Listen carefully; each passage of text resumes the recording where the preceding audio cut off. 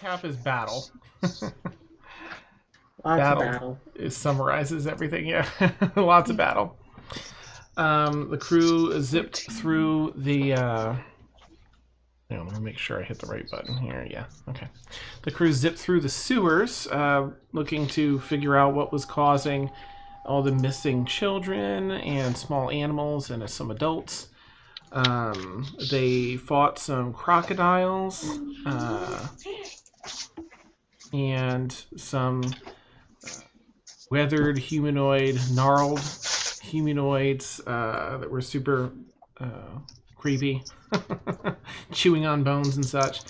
And then 3 mages, 3 sad mages they found at the very end. Spoiled, pampered, born with a silver spoon in their mouths. At least 2 of them took offense at not being part of the elite anymore, and with all the power of their mighty privilege, they sought to even the even the playing field with Tensor University and the city as a whole. They accidentally they were opening a portal. They were changing a void type portal to release some demons from an abyssal plane, but they got a little more than they bargained for when a shadow demon started coming through. Thankfully, the party was able to destroy the runes, keeping the portal open, dumping all the sewage into this abyssal realm. Shadow demon was not too happy. But got sucked back into its own realm, thankfully. And the crew escaped with the youngest of the 3 mages that was sort of on the fence about the whole thing. And the other 2 mages vanished via a spell of some sort. The party came back, collected their goods. We had a little bit of a recap with the downtime, but I guess I'll kind of scooch over that again quickly, and then I'll basically set the stage for different times for individuals to be able to role play things that happened over the course of this 2.5 month downtime. We're also going to do some rolls and stuff for saves and such. So the basics are Emracina, you found a wanted poster. Let me get that up here. We lost Ed. No. Uh-oh. He's doing a very heroic pose, though. So Yeah. that's pretty cool, isn't he? That's pretty awesome. He really is like, I picture his hands on his hips, like Superman. Alright, let's get this thing resized here. Alright, so here's this wonderful wanted poster that you found, Emracina, that wanted posted of your brother. Wanted for 50, previously 20 gold pieces, alive for damages and debts owed. You discovered that he ran up quite a a tab here in town, stealing money and dealing damage and betting and whatever else.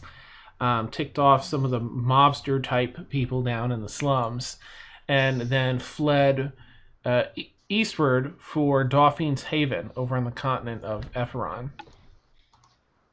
Let me see. Yeah, because he's a dummy like that. What's that, Em? Because he's a dummy like that. Yeah. That's so Darren. Let's see. So Felix, you were asked to assist in training some of the guards, given your show of expertise there. You were also recruited in the kitchen, the mess hall there, where the guards gather and train, and spent some time working in the kitchen as well. Rhinewin, you were asked to basically map out the riverbeds in the city. There's a certain amount of erosion that some of the scholars of the city were worried about, and they said, hey, given your nature, would you mind helping us with this? You can keep anything you find. And you rolled some preposterous, as minimum of 20. It might have been a natural 20, but it was higher in total anyway with your investigation check. So we'll get to that here too. Astrid, you were directed by the Runekeeper to go check out that order, the Mystics. Oh, yeah.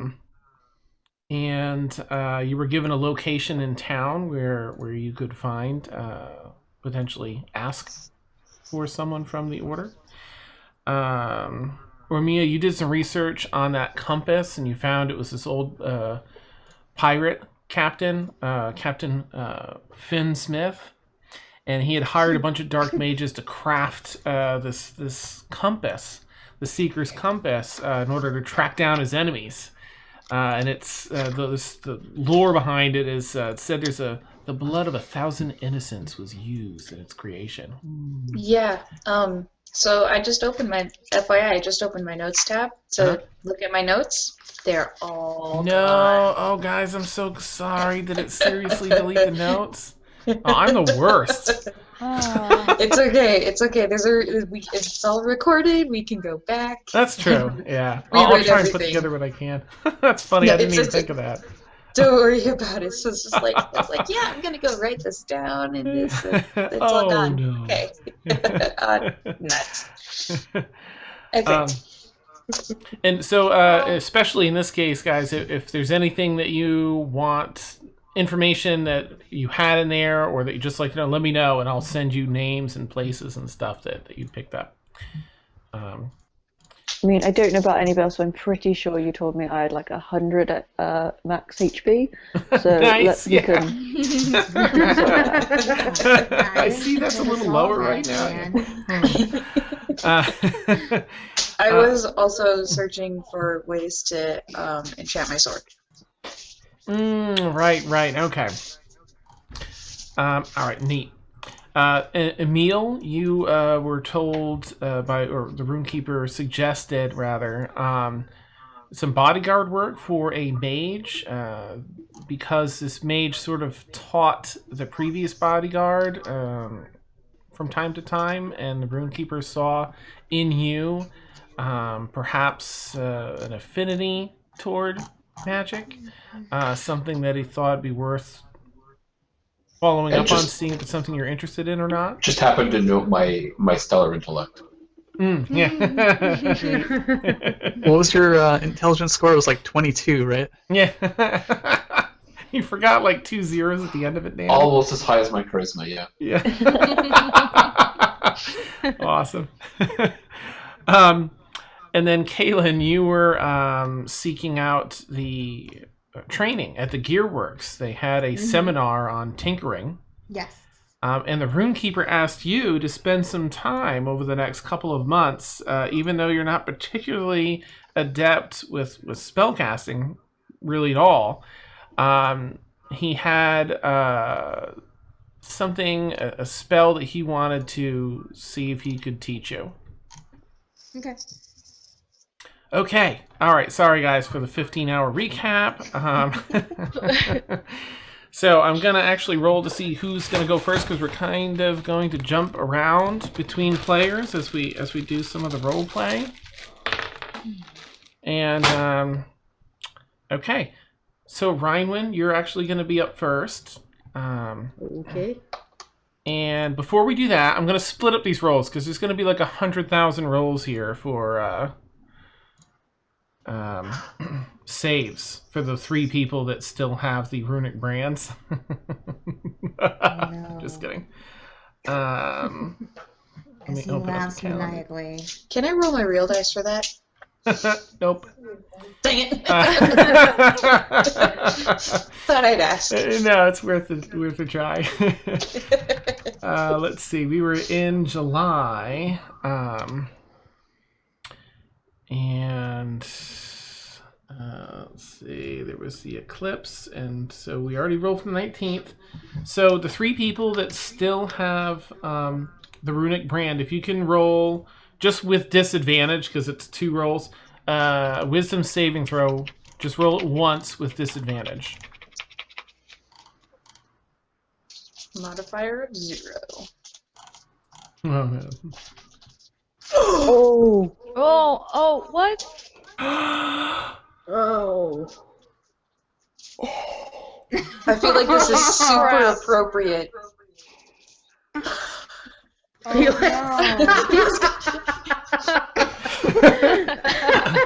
Okay. Starting it off great, you guys. All This is fantastic. right, let me Oh just. dear. I have to make a quick note. Okay. All right, let's see. Remember that one time where Dan was like, "Oh, it's fine as long as you don't roll a 1." Right? Yeah. All right, that's Ormia on the. It seems like something's always happening. Ormia was like unconscious the entire fight last week. I didn't even know there was a demon.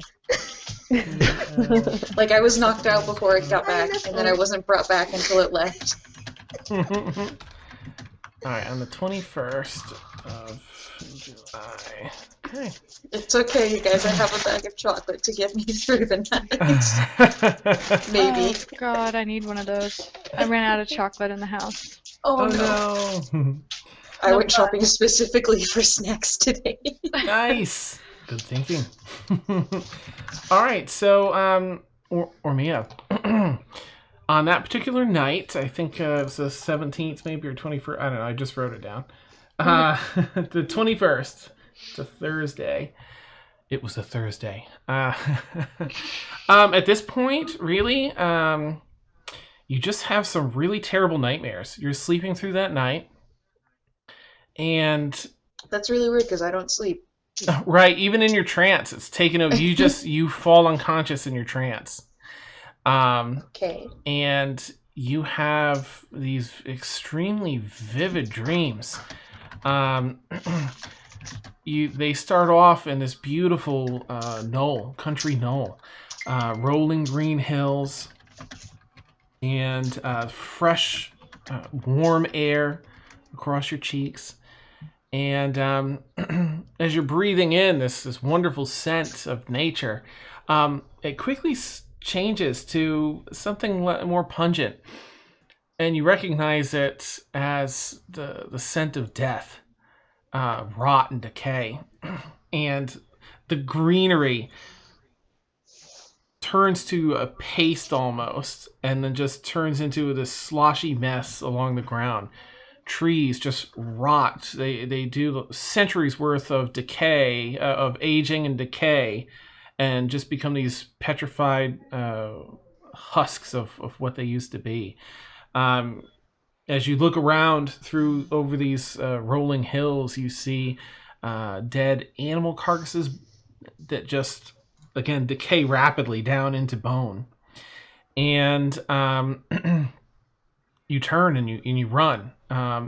Behind you, as you turn around, there's still some green on the grass, and you are racing as hard as you can, but it's just ever outpacing you until the ground beneath you just lets open, and it's nothing but this black abyss below you, and you fall, and you have your stomach goes up into your mouth, and you're dropping and dropping and dropping. At this point, everything's black. You still have the sensation of falling. You're not quite sure. You have a general sense of which direction is up, and you're trying to, scan up. There's nothing above you, and as you look down, you see, barely, just beyond your vision, what looks like a 200-foot wide and tall, looking up at you, skull. And the jaw slowly starts to open. And just as that happens, the eyes glow this green color. And then you leap awake from the nightmare. And have a little bit of sweat. A little bit of, that fright that kind of sticks with you for a minute or two. But that's all for now.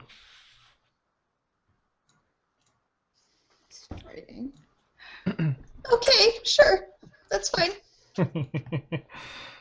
All right. Evil DM left. Great. This is great. Yeah, all right, everyone else is okay.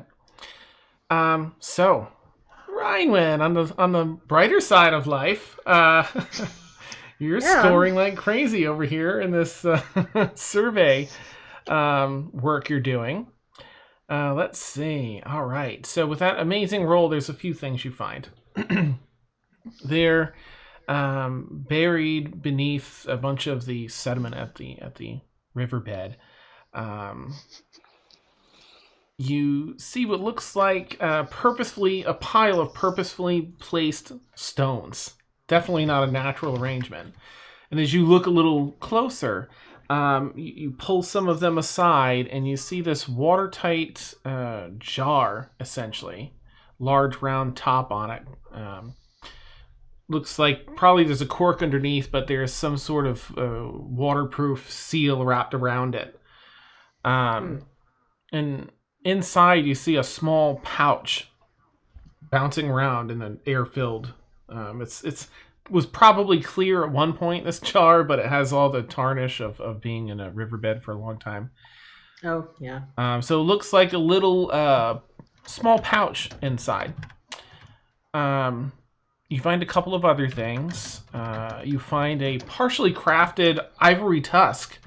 It's about a 1.5 foot long ivory tusk from some elephant-type creature. And probably a little smaller, a different creature, because an elephant wouldn't be larger. Unless it's a baby, but that's depressing. Extra depressing. Yeah. You don't know. It's an ivory tusk. Someone started to, whittle at. You can see at the very top, it's almost has like this dent worked out, but it's there's a pattern to it. And you've seen little knickknacks in your life, especially where you're from. So you kind of get the feeling like, okay, this is something somebody started to work on. And lastly, oh, good. Lastly, near the shoreline, beneath some plant growth, there's a shimmer that catches your eye.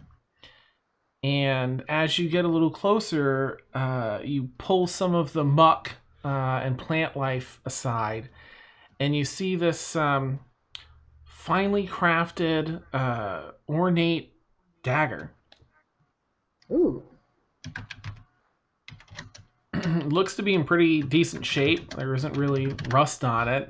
Whatever they've used here seems to survive the water. And those are the three things that you find. And you're welcome to, take a look at them or anything if you want, and I can tell you what you see or whatever with them. But you don't have to either. Okay. I'm gonna open the jar and see what's in the pouch. Okay. Let's see. You see there are 3 tiny little like calcified stones. They're almost in the shape of like a lima bean. They have a little bit of a curve to them. But they're very they're rock hard. They kind of look like beans, except they're really, really dried out and again, rigid, petrified. Okay. At any point when I'm like not underwater, I'm gonna cast Detect Magic on them. Okay.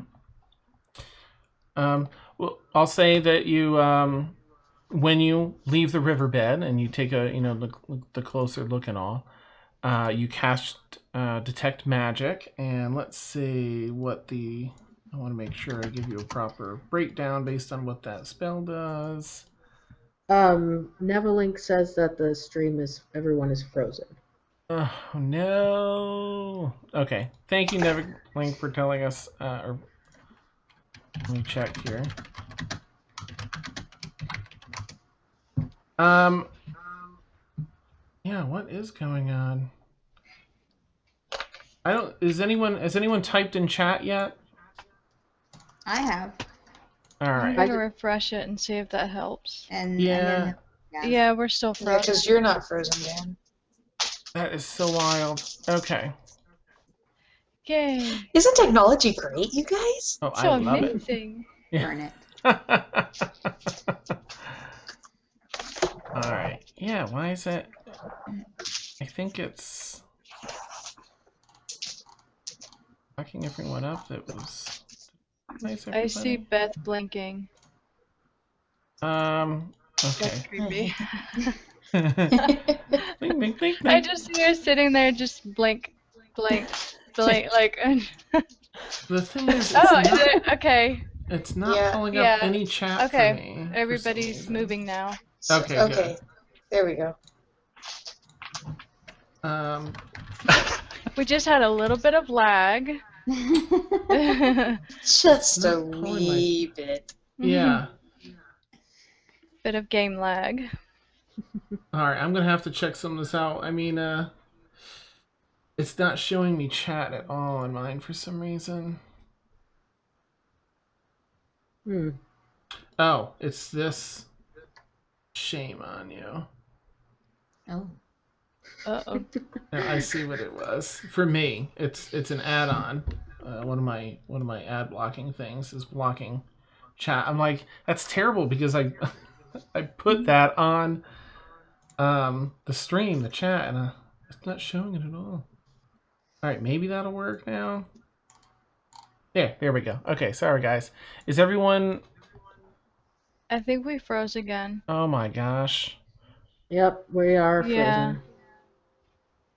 Could be. Yeah, for some reason. Okay, chat, is there still sound?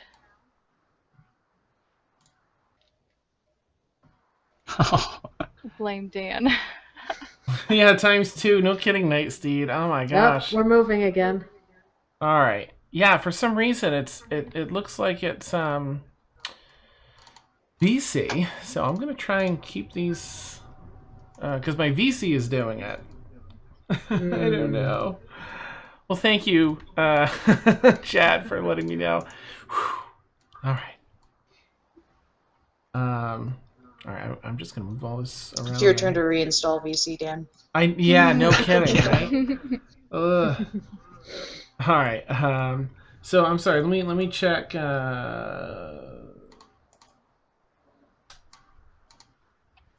So they can still hear us when we freeze.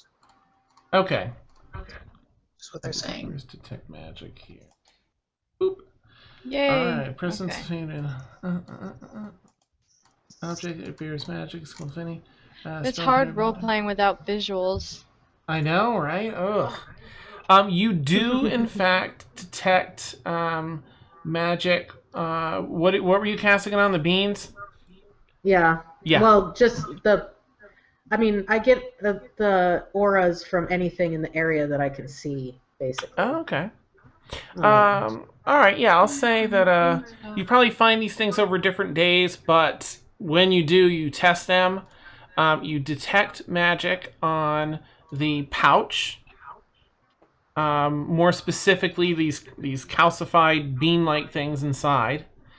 And you get a faint aura of magic from the dagger as well. Okay. If you plant the beans, you get a beanstalk. Yes, excellent. So I also get the school of magic that it's from, if any. Let me check. I don't think that they're. Yeah, you don't sense any school of magic from either of them. Okay. Mm-hmm. All right. Painfully magical. Alrighty. Well, I'm gonna squirrel those things away. Okay. Neat.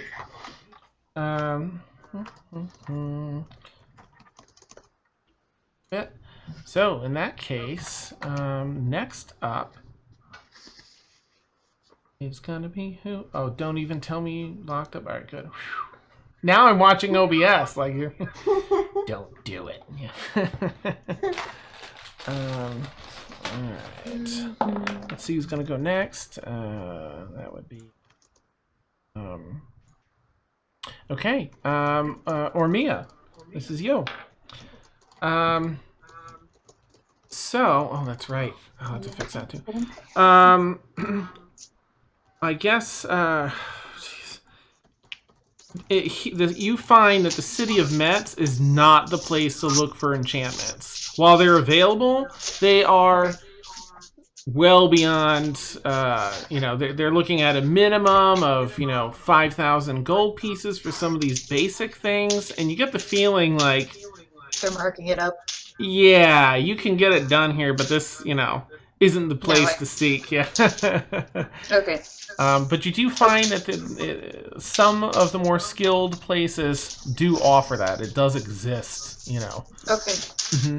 All right, so I don't know if you remember what I told you last time what I wanted to do with it, so that's possible.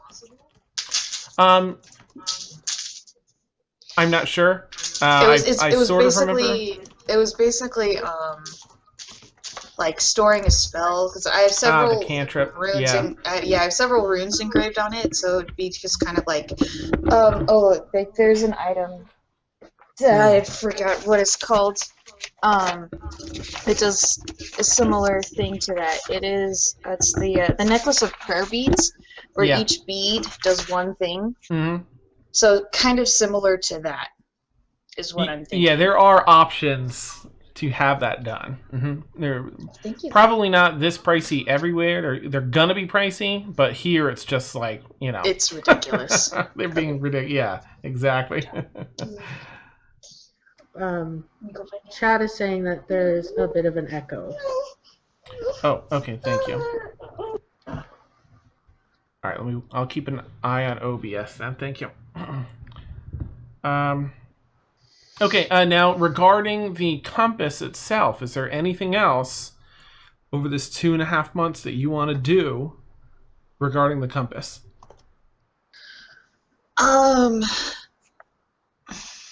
Okay, so once I'm pretty sure Hi. Just one minute, okay? Sorry, small child. Okay, go find Dad. You're welcome. Once I'm sure I've figured out more or less everything I can about it here, then I'm gonna go to Emersina, and I'm gonna ask to use it. Oh, she's gonna shoot you with a bow. I don't want. I'm not gonna take it away. I just would like to. I've been doing some research about it, and I just want to see if I can use it in some way. You can sit here with me, and I don't like the face you're making. I want to see if I can use it to find. I want to use it to try to find. My teacher. Is anybody going to be hurt in the process? I don't think so. I think it's got everything that it needs for right now. Everything that it needs. Dan, remind me. I don't think any of the stuff I found said how to use it or like if it required. It mostly implied that it was pretty straightforward. Like no one bothered to cover like, oh, and there's this. Here's how you break the complex. So you got the gist that you just kind of hold it and use it probably. Mm-hmm. Right. Okay. No, honey. Hold on a second. Okay. Nice, Nevik Link. Nice, Warren. One battle after the. That's funny. Sometimes I don't realize that I have a look on my face. I'm the same way. Like, do I have the mom look? Do I have the WTF look? Like, it's the mom look. I know, the look. You just it's like what? It's like why are you really? even asking me? Yeah. It's the don't even bother. Nice. Okay. So yeah, all I'm gonna do is I'm gonna hold it and I'm gonna think of him and see if it does anything. Okay. Ooh, sweet. All right. Yeah, she's giving it to you. I'll stay in Okay. the same room as you. I'll stay away from you so you don't get hurt. Like, I'm watching you. I know. Like, I'll stand in this corner here. You Yeah. stand over there because I don't want you to get hurt. If anyone's gonna get hurt, it's gonna be me. So I'm There just you gonna. go. Okay. And I'll give it back. Yeah. So I'm just gonna hold it and I can open it, right? Yep. I'm top. picturing kind of the compass, kind of like in Pirates of the Caribbean that Jack Sparrow has a little bit. Let me. Because you had the picture and the okay, picture. Let's see. Is this before or after I had my nightmare? I'm gonna cheat and share this. That thing. Yeah. Okay. Yeah. So the top has a hinge that you can pull open. Let me just Yeah. make sure that Yeah. Okay. chat can see that. Okay. Here we go, chat. Oops. Just and the Seeker's Compass. Okay. Yeah. So you do just that. You flip the Open it, top yeah. open. Open it and just what's on the inside? Well, as you open it, you do first thing you do, aside from thinking of the target, essentially, you do Wait, look inside. before I open it. Uh-huh. No, she wouldn't do that. Never mind. I was gonna check for traps, but. Oh, okay, yeah. No. Is this gonna explode in our face? You open up the compass, and inside you see. I mean, it looks rather basic inside. Has this packed material, velvety type, leathery type material, but a deep purple color. And inside is on a spindle in the center is a cork with a needle. It looks really rudimentary.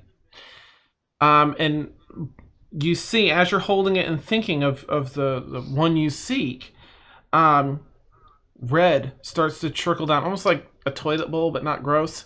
From the top of the edges trickles in red. The blood As it up. does that, I'm gonna look at the front where those things are. Are they being pulled out? Are they being emptied? Oh, That's the right, word. those things. Yeah. As you look at that, the suspense is totally murdered by fantasy grounds. Okay. Just look Oh, at come on. Dun dun dun. Yes, it starts lowering on the blood drops on the front. About a third of the blood drop is removed as the inside of this fills up. The third of one or the third of both? They're both. They seem to be measuring the same thing, Oh, and they okay. drop. It loses about a third. 2/3 still full, it looks like. The Alright. rest of it is poured into the bowl inside. The cork floats and starts to spin, and then, back and forth a little bit until finally landing almost directly eastward. And that's all I get from it. I don't get like a sense of distance, That's all you get for now, yeah. just direction. Mm-hmm. Okay. Wait, question. Isn't my brother allegedly east? Yeah. Okay. Mm-hmm. Yeah, Dauphin's Haven is virtually east as well. Oh, yay. So you're in the center of the, as far as left and right goes, you're in the middle of Calais. You're a little bit in the southern end, but that's where Metz is. And so the coast to the eastern part of the continent has a port city that anyone from Calais would be aware of. And then across the ocean is Dauphin's Haven and the continent of Ephron. Okay. But the needle quickly begins to lower as the blood starts to evaporate, leaving only a small amount to coagulate on the face of the the leathery binding inside. How long did that last? All in all, it was about 1 minute or so. This time. Okay, during that minute before it starts to evaporate, I'm gonna like move around the room, see if that changes the needle at all. It seems very just continues to point in that exact same direction. Doesn't you get the feeling there's some distance and it's not It's quite a bit of distance. Okay. Mm-hmm. All right. Okay, so I just kind of look at the remaining blood and just, all right, this needs to be used sparingly. But east. I need to go east. And we need to leave soon. Because he said, okay, I'm going to close it and I'll give it back before I do anything stupid. Okay. All right, you quickly close it and clasp it and swoop. Like I'm assuming this is after my skull nightmare thing. It is. So yeah. I'm like visibly like You're shaken and just like you're shaking. everything is wrong. Everything is wrong. All right. Well, I'm going to check the calendar here before we move on to the next person. Oh no. Let's see. We're going to Sammy. So there's no more. Oh, no, there isn't. Wait. Right, it's just one or the other, isn't it? 1, 2, 3, 4, 5, 6, 7, 8. What is? Oh, because it's one moon, then the next. It's 2 in a row. Okay. So, anybody? Oh gosh, we've got to make 8 wisdom saves for everyone else. You don't have to make them anymore, Ormia. I don't. Because I failed. No, you're That's it. I'm done. I'm dead. Oh no. Sorry, so just roll 4 times with disadvantage each time. Okay. Okay, I'm sorry. You just said I don't have to. You right? don't. No, Right. this is for the other 2 people that still have the runic brands. They'll have to roll wisdom saving throws with disadvantage 4 times. Ooh, close one. Yeah, there's 2 Yeah. things in a row. Let me close the maps. Okay. Did that do it right? Yeah, Or should I? it's way more efficient. So Ormia, your runic brand since that nightmare has just been a little sore. You know, up to this sit point, on that. hasn't really had any pain beforehand, but it's a little bit sore. Astrid. I'm gonna go to the roomkeeper and tell him about that. The But go on, roomkeeper? go on. Okay. Mhm. Okay. Astrid, hang on a sec. I've got to make a vote.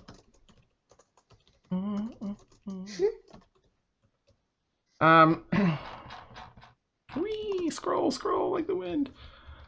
Oh wait, you probably couldn't hear that because I have my audio thing set up differently now. Oops. All right, that would be on the.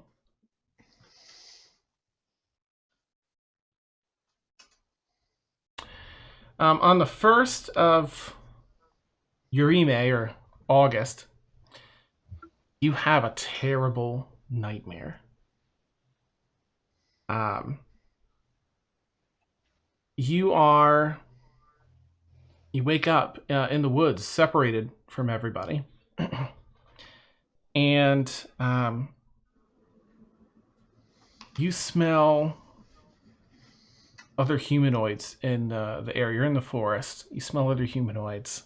And it's one of those moments in a dream state where you sort of suddenly know what's going on. And there's hunters nearby. And you start to, instead of your normal waking instinct to fight, you have the flight instinct in your dream. You start running. And it feels like there are a couple of hunters chasing you, but then it feels like there's 5 hunters and then 10 hunters. And you're racing and racing and racing. And back to your home, childhood home. But as you arrive and duck into the little domicile where you grew up, you find your parents both shot through the heart with arrows, holding hands, collapsed on one another. Outside of this hut, you hear this group of hunters gather, and you hear them start discussing plans. Smoker out, light it on fire, just burner in there. All we need are the antlers. And you're in this dream state anyway, in such a state of fear and anxiety over this. You huddle down on the ground next to your parents' bodies and sort of try and shut out this world that's around you. You turn to take as the hunters are starting to rap on the windows and doors and the walls of this hut. You just turn to take a little bit of peace in looking at your parents one last time before the hunters break in. And no longer are your parents' bodies there, but now 2 fingers of a bony skeletal hand are bunched up, and the rest of this giant skeletal hand comes out of the ground and reaches over next to you and grasps you in a really tight grip. And you can feel, bone by bone breaking as it's crushing you to death before you wake up. In shock, have a little bit of that leftover panic and fear and that feeling of being upset that you've felt this way again after all you've been through. It fades after just a minute or so.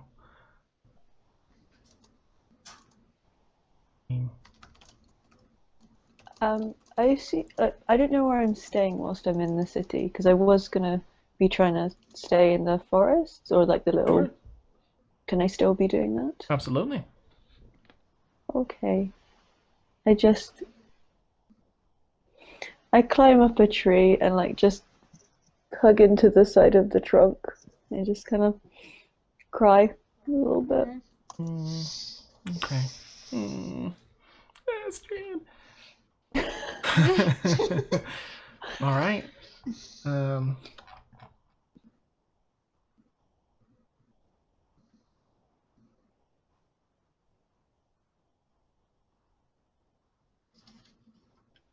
Where are we? We've got to be. Geez, that's a ways away. Okay. All right, we'll get back to that in a bit. Let's see what else is going on downtime wise. What other things were? So it's just a general thing that happens here. Let's see. It's out. So Astrid, Emercina, Felix.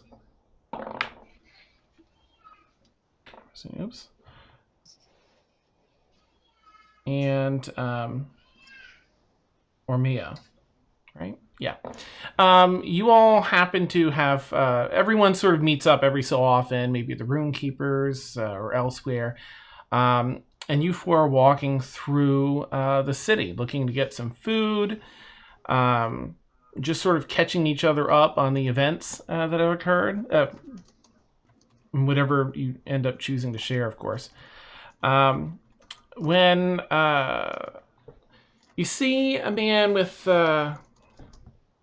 big bushy beard and mage's robes on, sort of calls out to all of you. You there? Yes, you band of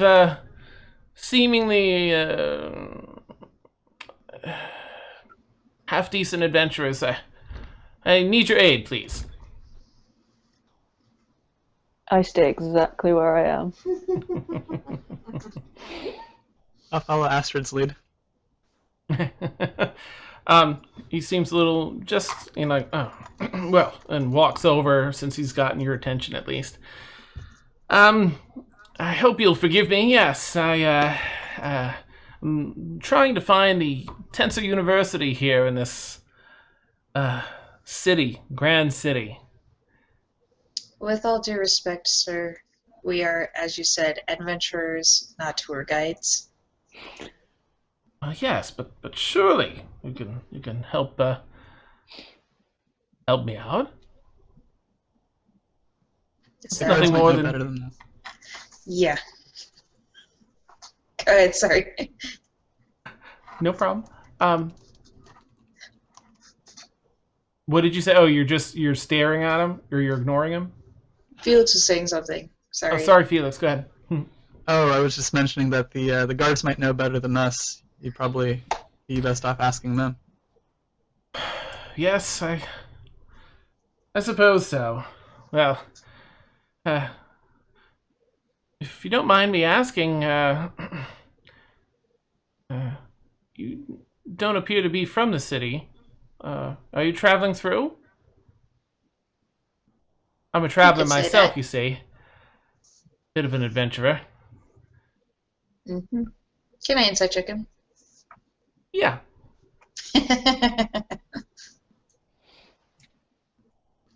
Oh, I insight so well. Well, I'm still gonna have him roll just in case. Oh yeah. Yeah, he's an adventurer. Okay, sure. Okay. Well, he You're genuinely, old, but as you okay. can see, he's got some experience under his belt, and Did he used to be an adventurer before he took an arrow to the knee? pretty much, yeah. That nails it, yeah. I do enjoy sharing tales, so I have to get to a guard, I suppose, to find the university, but perhaps if I see you all around sometime, we can buy you all a drink, maybe? If you... What's your name? Sure.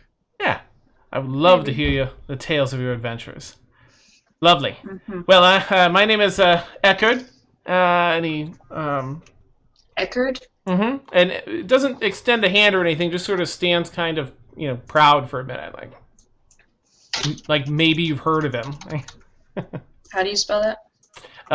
Let me make sure. ECKARD? Yeah, with a T at the end. Hang on a sec, I've got it in my notes.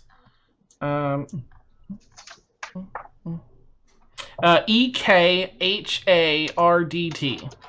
RDT. Eckerd. Okay. Mm-hmm.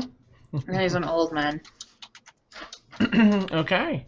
And seeing that no one seems to acknowledge, recognize him or anything, he says, "Good day then," and turns and starts kind of looking around, as though to seek out a guard. The university is that way. Oh, thank you. You are fine folks, and I'm sure decent adventurers. Good day. Good day. All right. Well, let's see who's going to have their downtime next. All right, we got Ryan. We got... Kaylin. You're up next. Hi. Oh, of course, I don't have that pulled up. All right, so outside of the things we already discussed, you do spend some time with the Runekeeper, discovering,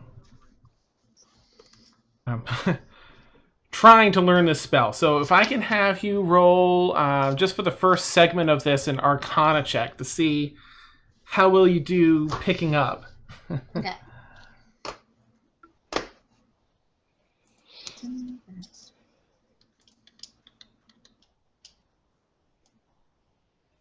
Yeah.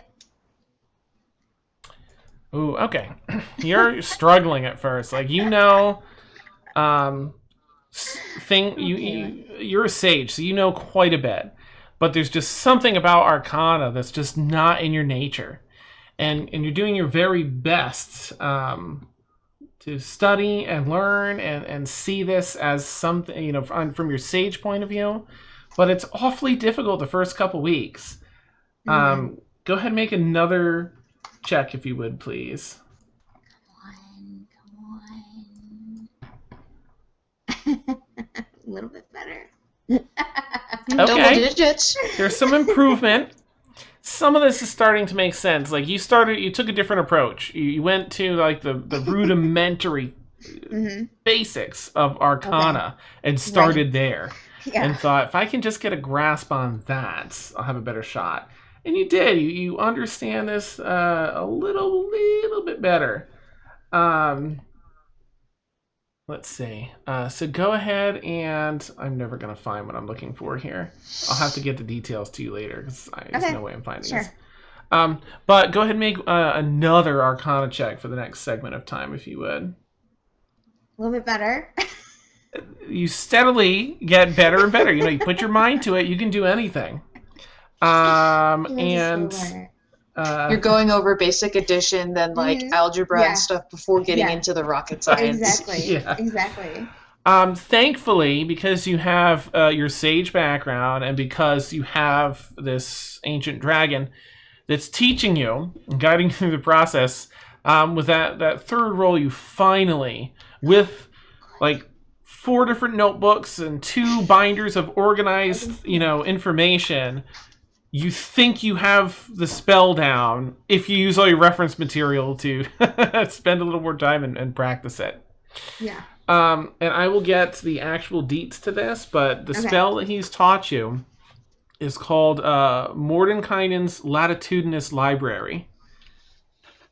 And basically, it gives you access. It summons a door that gives you and one other access to a library that has all the resources you could want as far as just about anything that's has been written.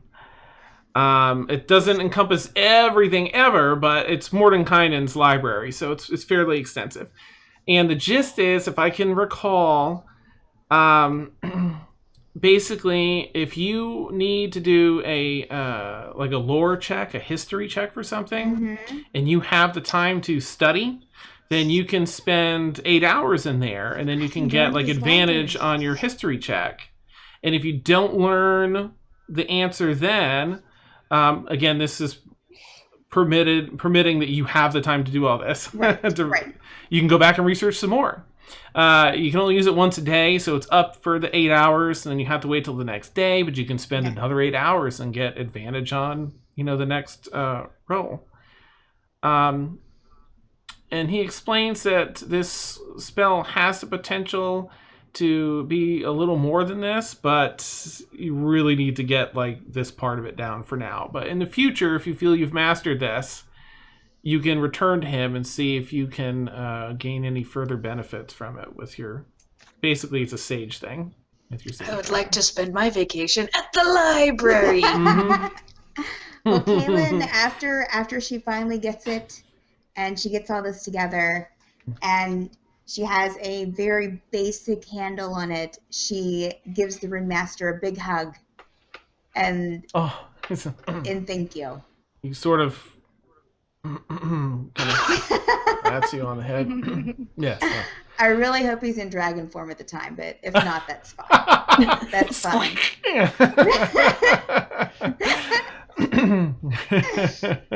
Yeah, awesome. I figured you would appreciate this. You could appreciate the vast knowledge in there. He says. Thank you. And Kaylin has a huge grin on her face, like I do now. Nice. And school's out. You've learned your thing. You've got a couple weeks left before the first night of no moons. Oh, jeez. What time is that? Okay. Hey, we're doing pretty well on time. All right.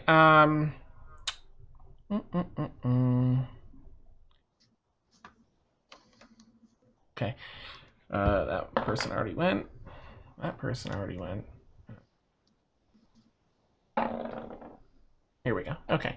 And that is Felix. Now, there isn't too much more aside from, unless you have something that you want to add. But I did want to ask, given your time spent in the kitchen, are there any particular recipes or things that you wanted to learn while in there? That's cool. That's actually tying into what I wanted to do in addition. Perfect. Am I coming over a little hot? That looks okay. So I want to purchase another set of cooking utensils. Okay. And then I would also like to learn a few vegetarian recipes. Ooh. I ship it. I know where you're going with this. I ship it. So you find a standard set of cooking utensils, and you pick up at least 3. There's a number of veggie recipes accessible to you. So if you have any particular meals in mind that you would like, you can choose. Otherwise, we'll say you learn 3 vegetarian recipes.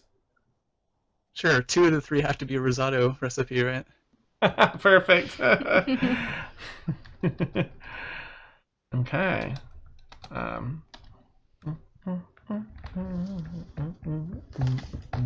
Okay. And we'll come up with something for the 3rd here. Oops, I didn't have that off. Sorry. You heard nothing. I'm just kidding. Or maybe you did, because I keep forgetting I've got the gate shut off, the noise gate. My phone went off, and I was like, oh no, but I don't have my headset on. All right. So anything else beyond that, Felix, that you want to do? You have a little bit of time in the evenings and weekends. Are you going to cook really. for us? What's Are we going to be your guinea pigs? Are you gonna have a date? Oh, jeez.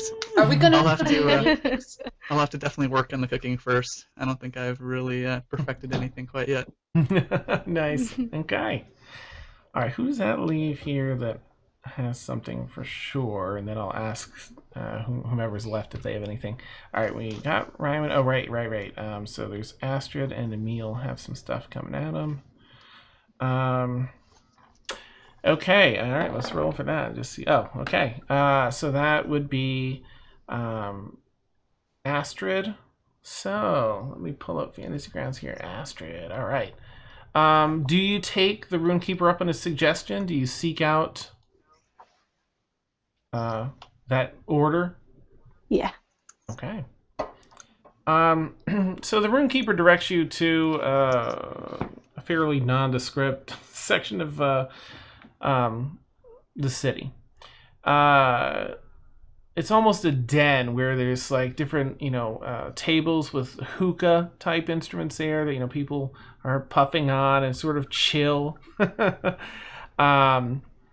And it has those big drapes through the different doorways, and your Runekeeper told you specifically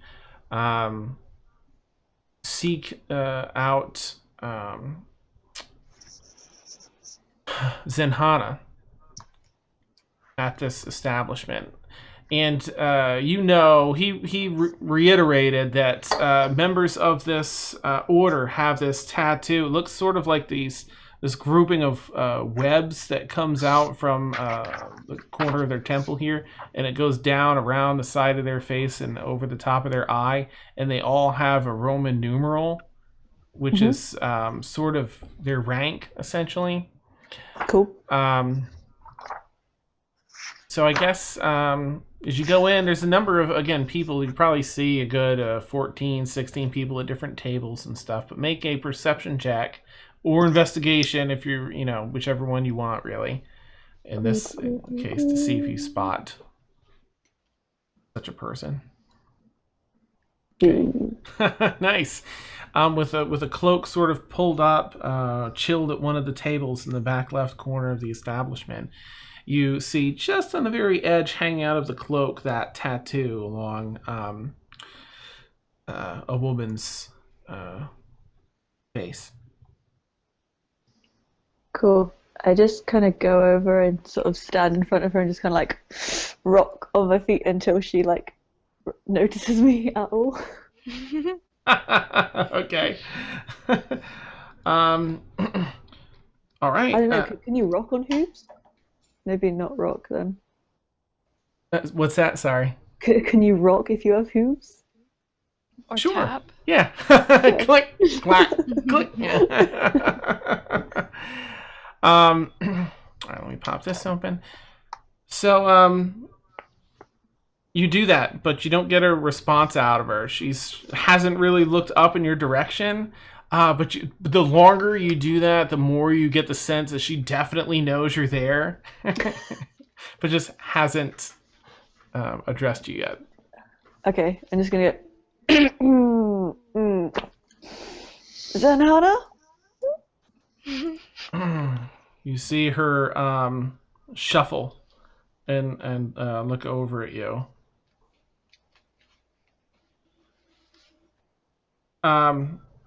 And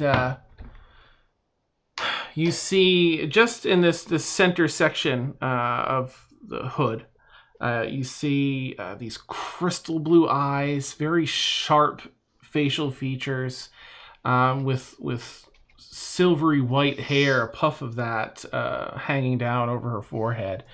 And the gaze that she gives you with those piercing blue eyes is just sort of like looks through you. She's not angrily or anything, just like assessing you. You get that feeling like, and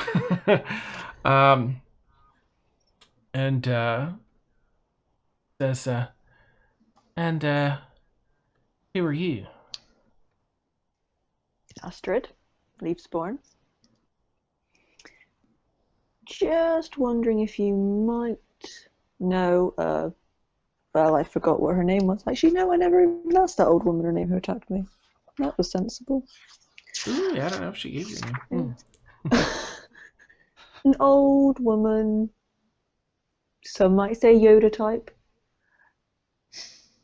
Has the number 14 in Roman numerals on her head. Ah. Do you know her, maybe? Yeah, I know who you're talking about. What are you doing looking for her? She attacked me in the street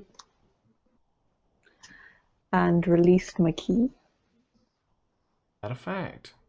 She looks a little more interested now. Like, why don't you Told me to see search here? out the Order of the Mystics. Sorry. No, go ahead. No, I didn't hear what you said. Oh, she just said, why don't you pull up a seat? Oh, And kind okay, of gestures cool. across the table. Yeah. And like really eagerly like pull it. Probably a little bit too close to her. Nice, okay. Leans back just a little bit, pulls down her cloak, and this is who you see. Taken, it's a little bit off-putting because you really don't see this very often. She has large ponytail type things and either pigtails.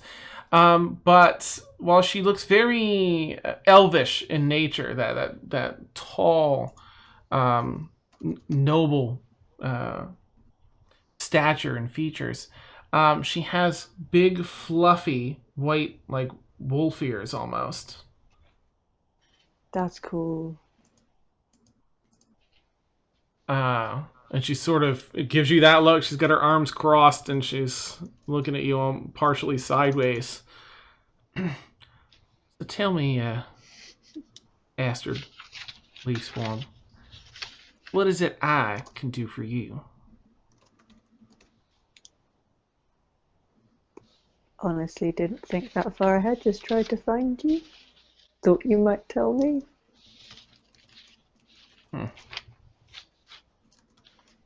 Well, say you've got your key unlocked, and she's again sort of gives a quick once over. Why don't you show me what you can do? Oh, Not looking for a fight or nothing. Just show me something you learned here, since you're having your key unlocked.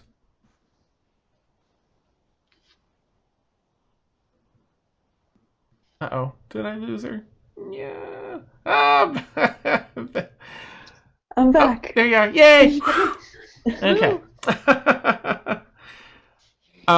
She just asked you to kind of show her what you can do. She said, I'm not looking for a fight. Just show me something that you've learned since having your key unlocked. Oh, okay. In that case, then. Back a little bit. Ooh. Throw something at me. Just like an object. Nice. She immediately grabs her glass and throws it at you, beer and all. Cool. I'd like to try deflect missiles. Yeah, we'll consider that for the purposes of this. We'll definitely do that. So I put that into. I did something different here. I put it in. Oh, there you are, Astrid. Okay, basically this is. But you're not on here. We're gonna have to do it differently. Sorry. I have a Kool-Aid set up so that you can click a button and apply it to someone before they deal the damage to you. Ooh. And then it basically heals you whenever you roll, so it takes it off the damage of the weapon if you catch it. Nice. Anyway. That's cool. So I guess I'm just gonna have to have her do Ooh, gosh. Okay. All right, so, well, she definitely hits, because before her modifier, it's a 19. She rolled a 19. All right, and it's just improvised. So I'm going to just do this for now, because she's not getting crazy. Okay.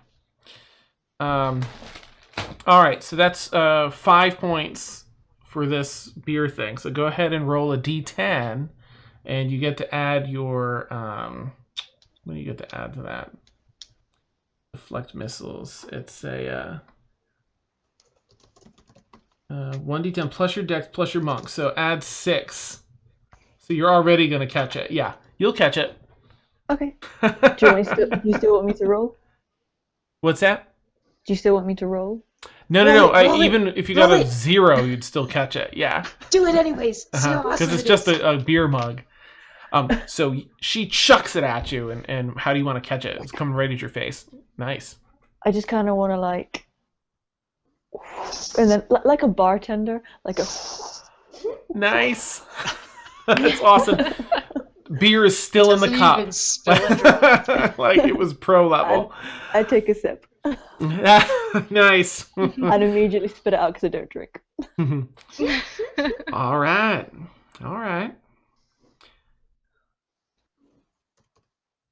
Tell me, why are you interested in... You clearly have some skills as a fighter, or you look like a monk to me. Is that right? Those? Yeah. Tell me, what is your way of the monk? Why have you become a monk? What are your goals? Well, originally it was not really my choice. My family was taken from me, and monks took me in and raised me. So it was somewhat forced upon me. But since then, it's been a way for me to ensure that nothing can ever hurt me again.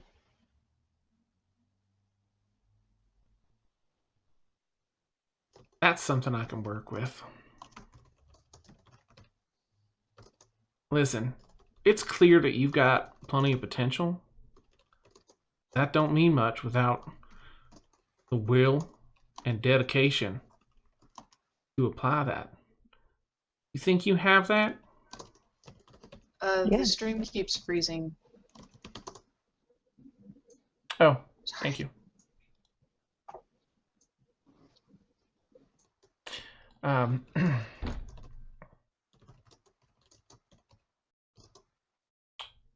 Well, You in town for a bit? Kind of have to be, yeah. Can't say I have much time to take on training, but I suppose I could teach you a thing or two, get you pointed in the right direction if you're up for it. Absolutely. And anything would be amazing. All right. Let's see what you got. Yeah. And so she's going to spend some time over the next, several weeks or a couple months with you when you have downtime and you're willing to put in the training. How often do you want to put in training with her? As much as possible. Okay. Can I also do some kind of check to see what race she is? What would be fitting for that? You can do Intelligence? You could do intelligence. You could do history in case you recognize anything in the lore. I mean, you choose which one you want to do. You can do a straight up intelligence check. You can do a history check if you want to base it on lore. I think those would be the two good ones.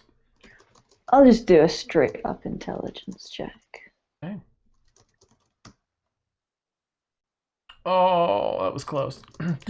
You're not sure based on looking. Again, she looks very elvish. Has all the features of a high elf, in fact, having spent some time with, Ormia and running across, plenty in your life, you kind of, certain distinguishing features. Did she have a number tattooed on her head? You haven't seen yet. You see the rest of the tattoo, but where the number is, it's behind one of the tufts of hair on either side of her face there. Cool.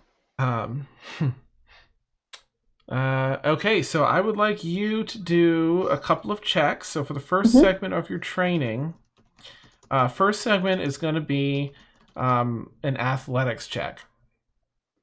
Okay. Oof. Okay. So over the first section of training, she's struggling, you're struggling, she's struggling, and because she felt like she saw more in you, more potential. Oh, she's not angry, she's just disappointed. She's just kind of disappointed. You kind of sold her on it, and she was getting a little bit excited, like maybe there is more, to this person. Let's see what she's got. But the first segment, you're really feeling frustrated with whatever's going on. Your body's not responding the way that you want it to. Okay, that sets things back a little bit. But go ahead and roll another athletics check then. Come on. Hey, that's better. Whew, nice. Much to your relief and hers, you just after like the first 2 weeks, right? And you're just feeling frustrated, and you sense that from her, the disappointment. She takes a moment of your time and just gives you this really potent, meaningful pep talk. And it just kind of sets things right in your mind. And after that, your head is in the game, and it shows. You rock it with a 22 athletics check. Let's see. It's that. Now, for the next part, it's not quite what you were expecting. She has you going around assessing people, trying to gauge what you do in martial arts anyway. You kind of, in fights, you want to watch their body, see like what they're gonna throw, what they're gonna do. But this is a little deeper. This is you guys are walking. There's no physical activity for these next 2 weeks. You're walking around town, and she's pointing out guards and civilians and all these different people, and just asking, okay, what's their weakness? At first glance, what's their weakness? And what are their strengths? And you do a decent job at first, but go ahead and roll an intelligence check.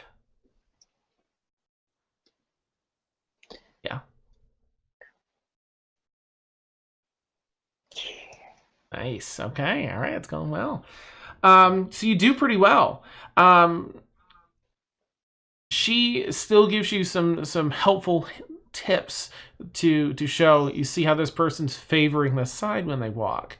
And look at the armor on that guard. There's clearly, if you think about it, when they make this thrust or strike, they're going to expose this part. So she's still handing you nuggets of valuable information. But you kind of impressed her with your the knowledge you already had. Let's see. Okay, so the final, if you can do a, I guess that would be a straight up wisdom check. Sort of your natural, Come on. I don't know about Okay, well that made it. Just made it. Okay. So in the last bit of training is sort of applying this. It's that ability to train your body so that it does it on its own in that split second when you're in a tussle or a fight. To take that knowledge that you learned and through your athletics work this into usable skills. Let me pull up my notes. So she's sort of pleased. By the end of this training, you really get the sense that she's glad that you really came through with what you seem to be, and she's pretty excited. In fact, she says, "You done well. Done well. You have quite an ability to learn and apply that skill quickly. See why you've made it as far as you have already. Look, I'd like to extend an offer to you. How would you feel about joining my order?"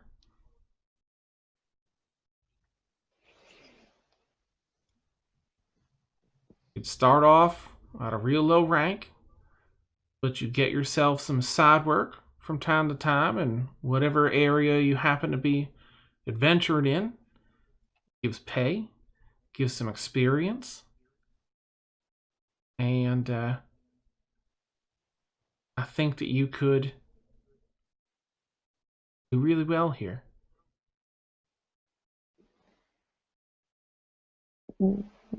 What do I have to do for you?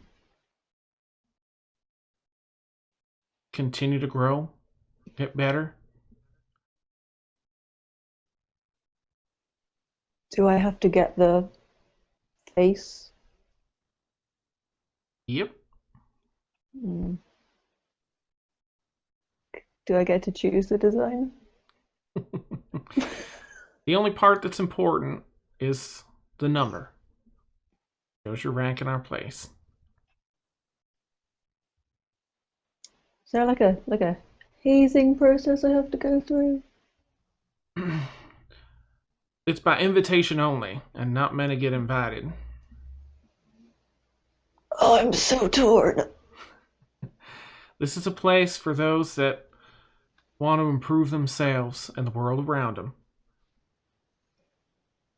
The objectives that you'll be able to pick up some side work, usually pertaining to protecting those that need protecting, and putting those that are abusing their power in their place. But you won't find a better place to test your mettle against other fighters.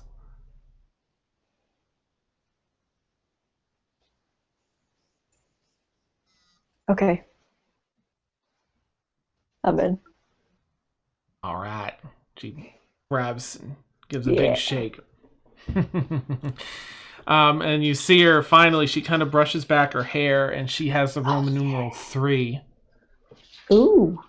on the side of her temple and just gives you a nod. I look forward to seeing you work your way up here.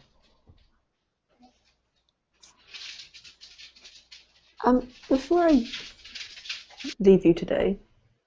Mm-hmm. Could you tell me what the woman's name was who found me, first of all?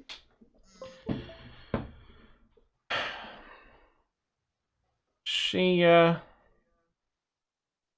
you should know she's not part of the order anymore. Oh, what happened? I can't say much now. You work your way up a little more, and I can let you know. She was a high-ranking person, and information's privy. Can you still tell me her name? Sure. And then she whispers her name, because I don't remember it. I've got to look it up. Cool. I will message that to you in Facebook, though. All right, yeah, awesome. Okay, and basically she says, "Oh, and congratulations, you might not know it yet, but you just learned yourself a new skill. And you actually have it's technically a cantrip, even though you don't really use that type of magic. True Strike. Ooh.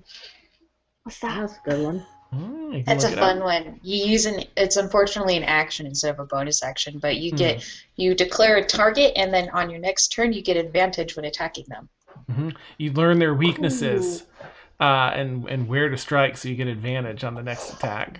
It is an action, so it's sort of It's kind of dumb that it's an action, but whatever. I have it That's too. cool. I can spend a key point and use an action as my bonus, so that's fine. Oh, That's so nice. cool. Monks. All right. So we have Emil, which right after the break, I'm going to get to Emil, and then I'm just going to ask who's left. Ever seen Felix, Fragment, Astrid? No, we got everybody. Yeah, it's just Emil. Okay. So sorry, Emil. We'll take our bio break here, and we'll be back in like 5 to 8 minutes or so, and then we will tackle Emil.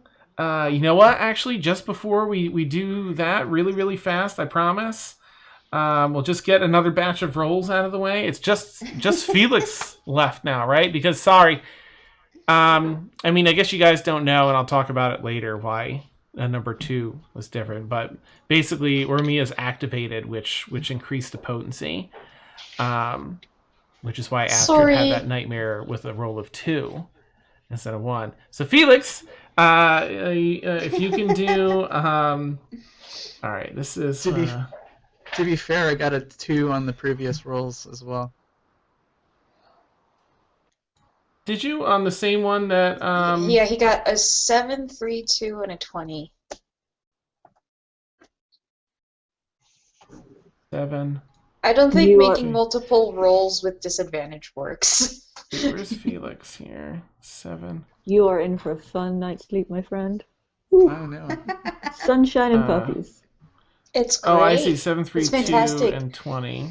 Okay. Come join us in the happy fun land of glorious dreams. Well, what's the +2 for? Because if it was a 2 plus, It was a wisdom save.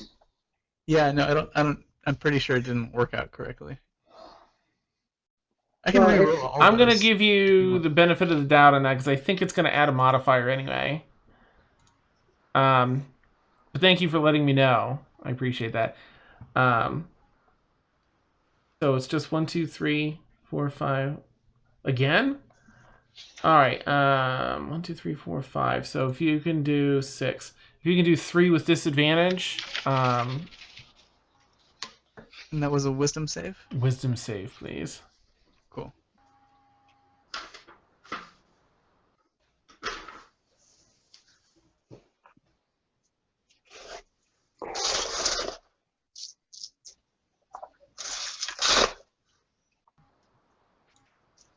There it is. Oh, wait, no.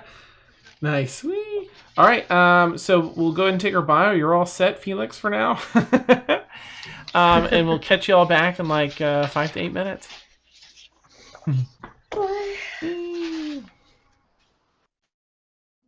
Okay.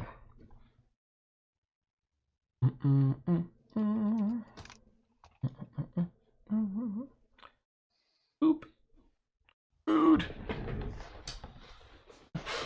the sandwich I made 3 hours ago, didn't you?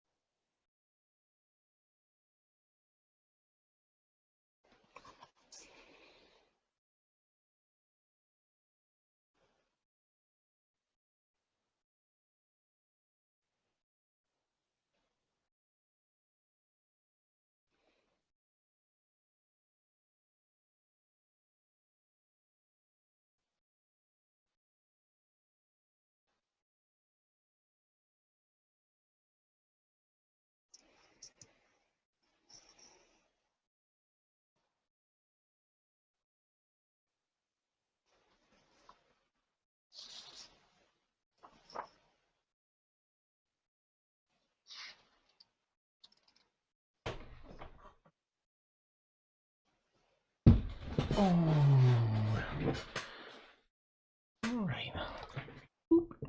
Oh, of course you're gonna be blurry. Rasa frasa.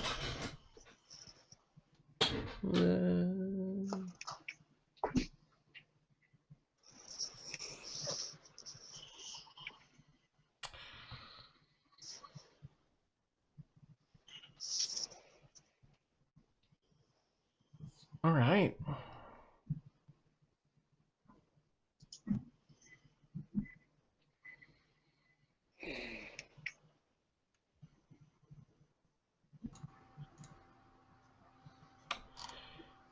Alright, where are we at? I got super hungry before break because I was looking at recipes. Nice.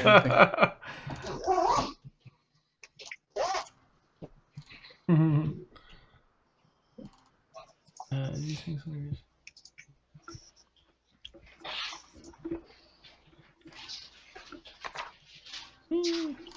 I'm trying to catch up on chat, but now I don't get the context because I don't know when they were sent. Like, wait. On Facebook, Jed. All right. Let's see. Oh, Dan, just as a side note. Yeah. Because I feel like Astrid would probably had a little girl crush on Zenhana. My hair's gonna be in little buns like hers. That's awesome. Oh, that's so cute. Very effective for fighting. Sweet.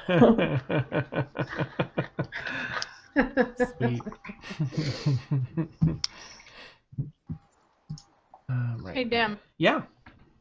Can we do some RP with Em and her learning leatherworking stuff? Absolutely. Yeah.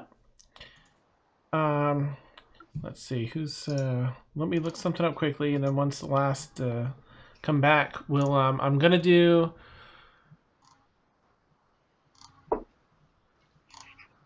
Well, Emil's might take a little bit of time. Let me see where we're at here. I'm gonna do Emil's. Yeah. And then please, I should remember because now it's on my mind. But if we finish up with Emil's stuff and I don't, just please let me know. I'll just throw a tanned hide at your face. Nice. Awesome. Don't forget my leatherworking. I'm sorry. All right, I just need to check something for Emil. Oh, my frosting came off. Mm.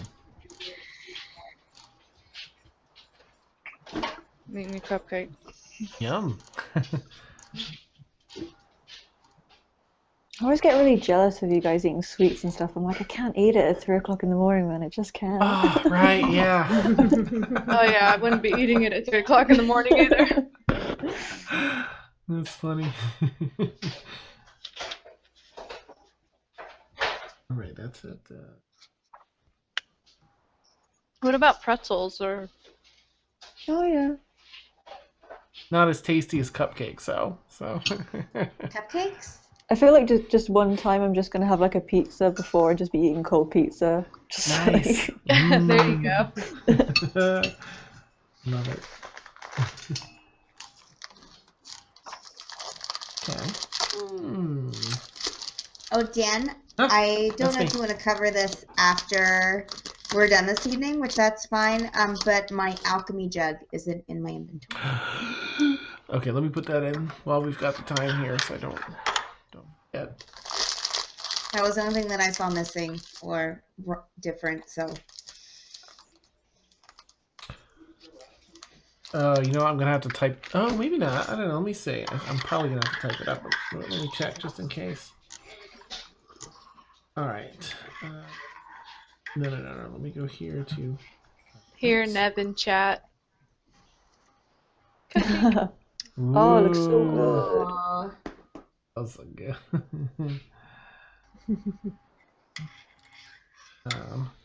Alchemy jug. Nope. Okay. Sorry, I'm gonna have to enter it from. That's I forgot okay. I had to plug that in from scratch. That's fine. We had tables and stuff. I can remember how to do that. Sorry. As he laughs. Yeah.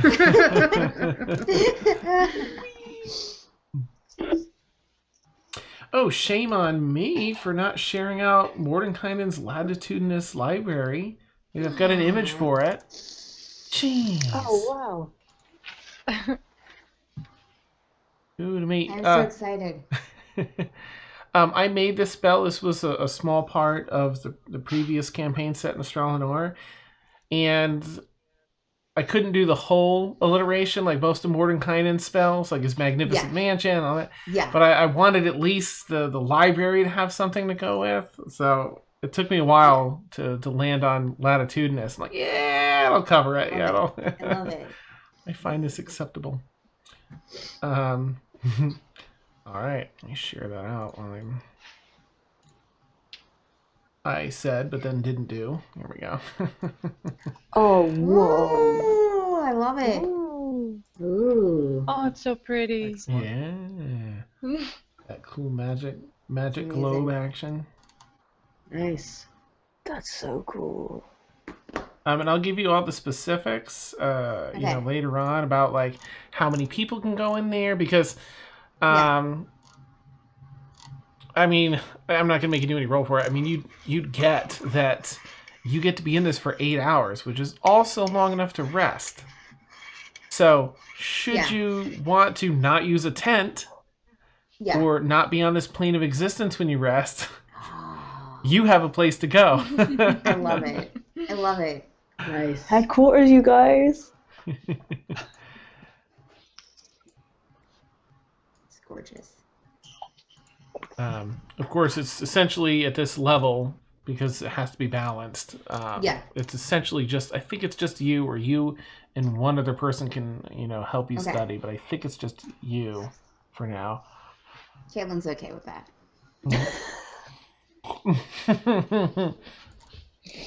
It's like glamping. You're gonna Yeah. Glamping. She's like, okay, guys, see you later. Yeah. You see the door swing open and a cozy fire over there. And we're all just there like, Have a great night. Oh my gosh. Oops. All right. I've got to change the ID here. Mordenkainen's.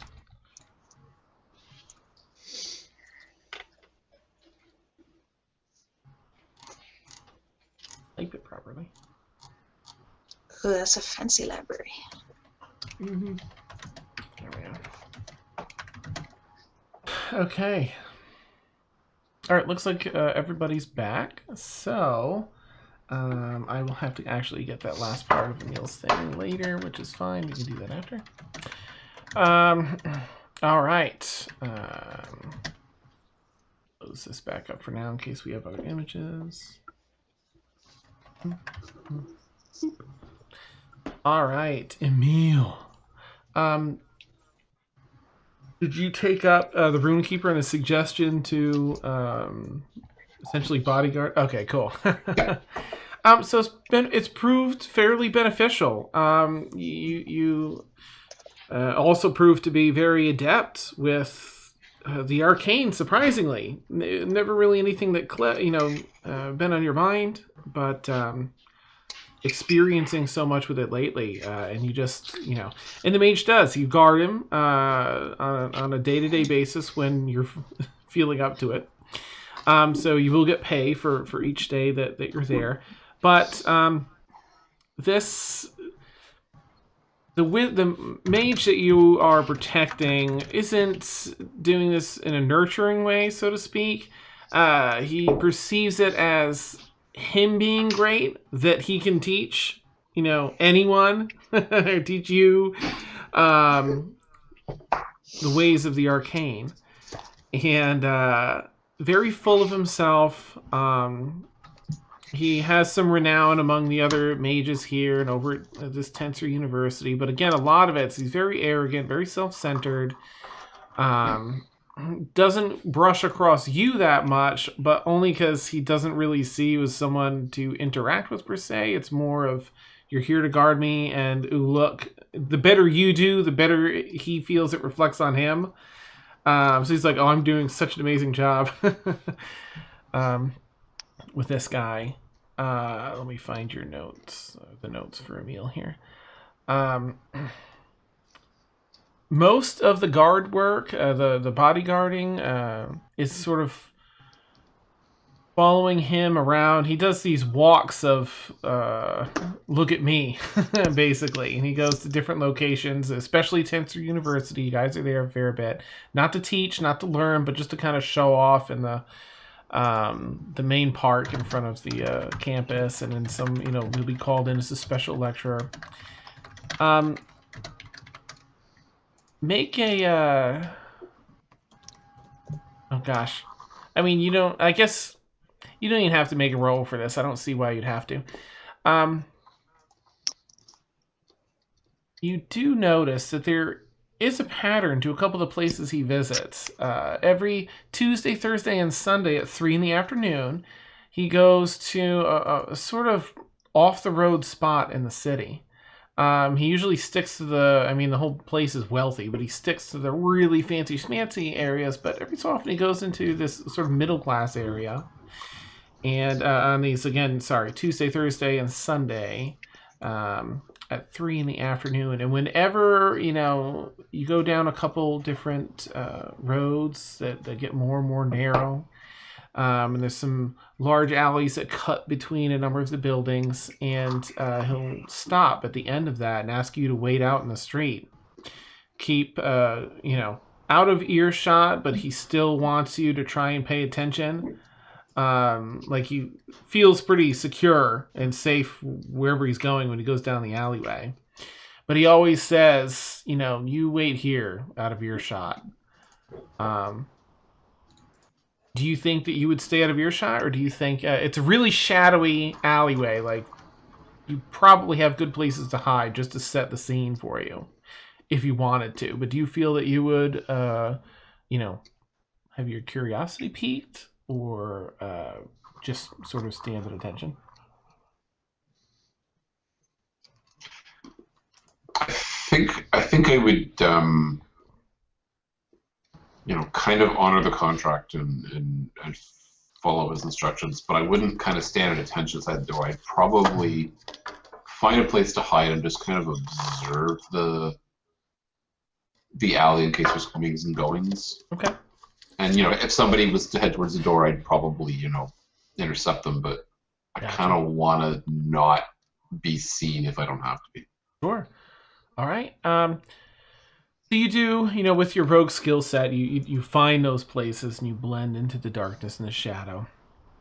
Go ahead and make a perception check with advantage, just to see, because these alleys do have an echo. See if you pick anything up.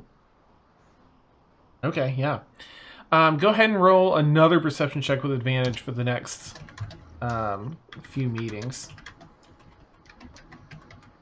You can roll it one more time to make it advantage if you want. Just to yeah, I didn't realize the advantage button only worked once. Oh, gotcha. Okay. And then one final time with advantage, if you would, for the next couple of weeks. Oh, geez, okay. All right, so each of those you hit the mark to kind of overhear some things. Some things that don't really sit well with you. You do see another person walk in down the alleyway, always about 5 to 10 minutes after this mage does. And they just sort of walk past. They usually kind of cover their face, and they're sort of bundled up and kind of avert their eyes from you. If they even see you, a lot of times you're just already in the dark and they just walk right by. But you do get a pretty good, over those 2.5 months, about a month and a half anyway up to this point. You do see their faces, and sometimes you hear a first name. And some references as to like what they do, what their jobs, our vocation is, and such, and their place in the city. But what you hear that doesn't really sit well with you is every so often these people feed off of those down in the slums. on that final check with the 22, you hear them talking about this seems to be this ring of powerful people. You heard Mariana, which is a high elf woman that walked down there. You heard him call her Mariana. You heard her mention that she's on the Board of Security and the Board of Education. And I'll send this to you as well. But the Board of Security and Board of Education for the city of Metz. And the two of them were talking about a plan to overcharge those down in the slums for basic medical needs, where they were forming a plan where they were going to get extra profits because they had an opportunity to sort of price gouge. People needed it. They weren't going to be able to get it any through this other alternate supplier that usually have little competition. They were shut down for a while, so they were just going to raise the prices hardcore. There's a dwarf that he meets one of the other days, Roger Thornfist. You heard because he was yelling. The mage was yelling at him. And he kept calling him Thornfist, Thornfist, Thornfist, but he ended up, you also heard him call him Roger at one point. And he seems to, based on parts of the conversation you overheard, have his hands in a lot of different businesses around the city. He's the benefactor of the Red Guard. He's often boasting about in this alleyway. The Red Guard is like the more elite guard that guards that center island and the big wigs of the city. And this guy pays for most of their gear and equipment and all that. And a third person, you the only thing you know about them is they look like an elf, and their name is Raylan. It's a guy. You guess you didn't get a close look at the face aside from some of the elfish features. But anyway, you hear things like they're secretly running these opposing protection rackets down there. So it's like a win-win, where they have different, mob bosses essentially down there, both on the payroll working and back and forth to really just wring everything out, all the money out of these people in the slums. And things like preventing new workers' unions from forming and paying off officials from the existing ones. They're really just, over the course of, these 4 to 6 weeks, you get the feeling that they're sort of just getting as much money out of these people and abusing their power as they can. If you could make a quick perception check, just a standalone perception, if you would.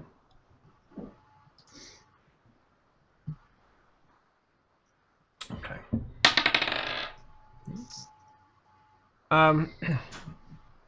You hear on this final roll there, you're about 6 weeks in, about a month and a half in. You hear some of them laying some fresh plans for their little ring. And you hear some footsteps approach from behind you. Kind of heavy footfalls. Kid behind me being like from the street, kind of coming from around. The street. Mm-hmm. But you hear it turning towards or down the alleyway. You're partway down the alleyway in the shadows. Okay. Well, I'll step out of the shadows and try and intercept whoever is coming. I mean, that's my job. So. Okay. You see a half-orc has walked around the corner. Very snappy dresser. Has sort of a... I mean, they don't have business suits back then, but the equivalent in the city of Metz. Very fine attire. And he pauses and kind of steps back as you kind of just come out of nowhere. And looks at you with a little bit of surprise. What's going on, boss? Huh? You buying?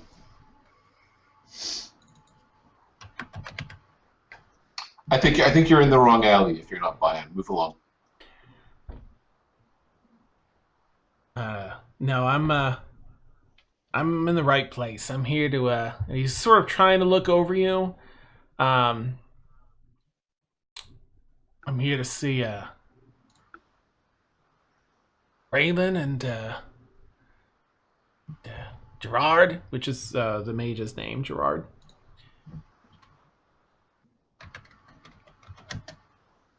I don't know who you're talking about, and I don't think anybody in this alley is expecting you. So move along. Let's see if they're gonna notice him. Okay, good. All right.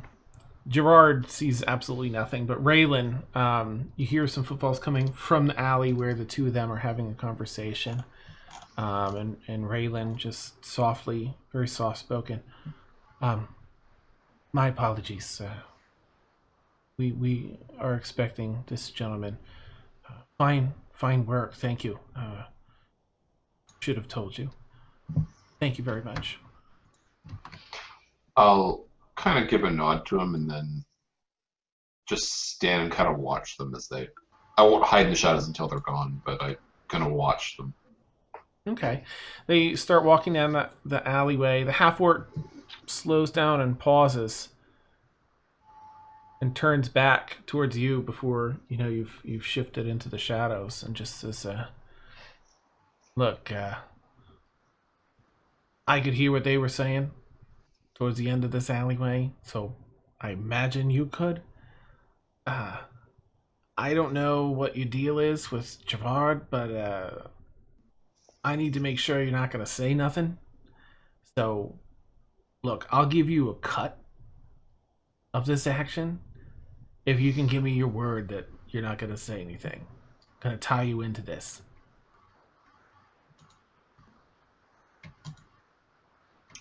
I don't know what you're talking about. All right. Enough, good man. He turns around slowly and heads back down the alleyway. So this day kind of wraps up. And they have, again, you overheard a fairly nefarious plan to... there's a new... come on, Dan. New workers union that's trying to be put together, and there's a guy that's leading this charge for fairer rights and safety and all that. And they want to pay one of the mobsters to burn down this guy's house with him in it.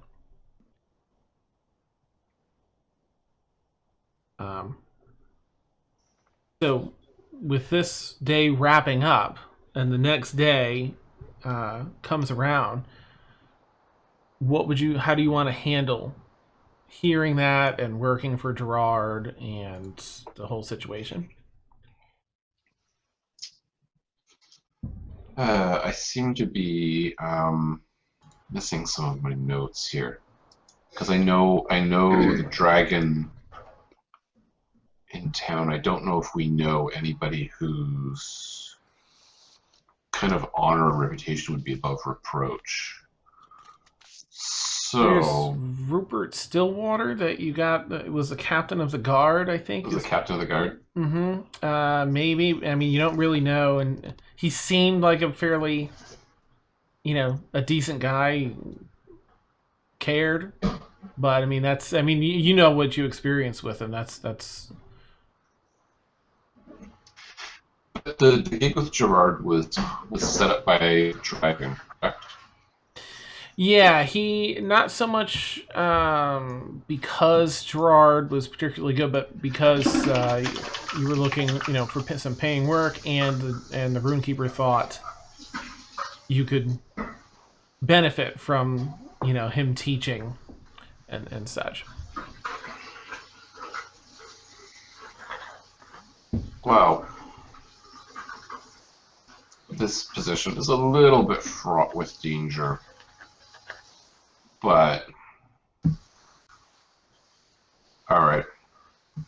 I'm pretty sure things are going to happen the next day, right?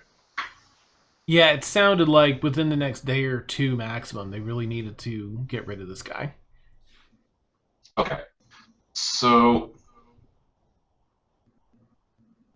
I mean, here's what I'm going to do. I think I'm going to try the dragon first and talk to him about Gerard and see if he can recommend something, because I trust the dragon. Okay. Rupert Store will be my backup plan. Okay. But I'm a little bit cautious about doing this myself, so I think maybe Eckhart should do it. So I think maybe Eckhart the wizard will try and get an audience with the dragon. Okay. And we'll see. And if he can get in, then I mean, I presume the dragon will understand who Eckhart is, and then we'll go from there. Okay. You do. You set up a meeting. Eckhart is granted access and arrives down in the Runekeeper's den. Runekeeper busy at work in the middle of the room.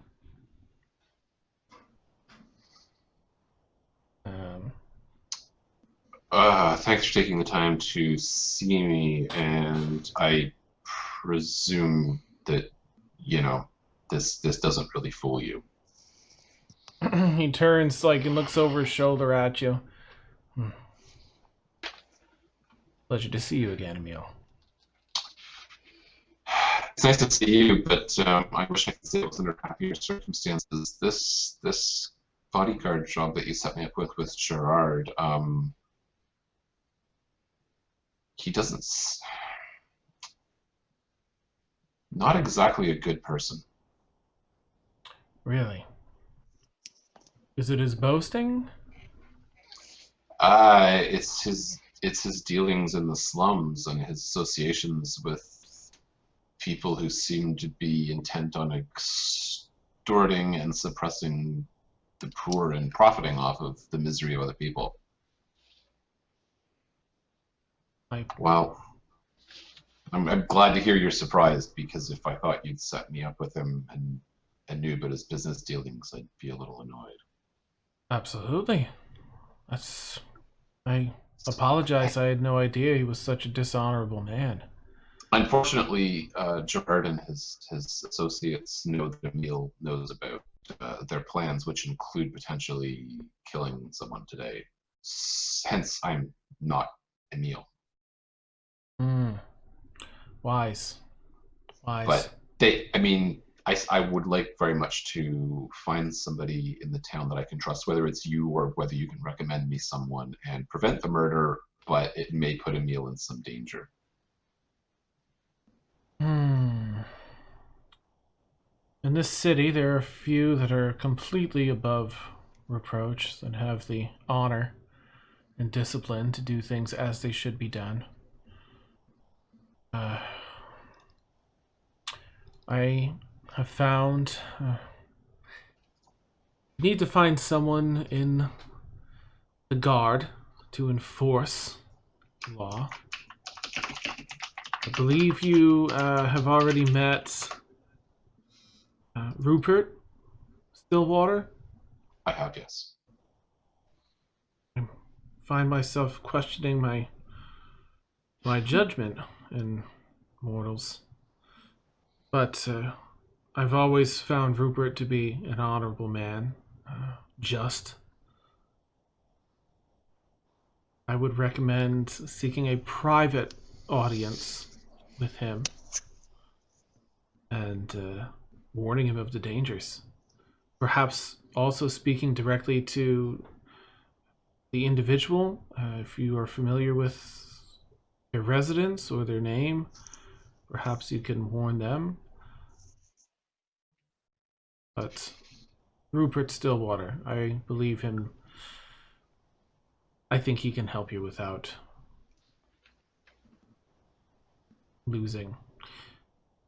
lacking integrity. All right, I appreciate the advice. Now, obviously, I'm no great wizard, and while this disguise isn't just magic,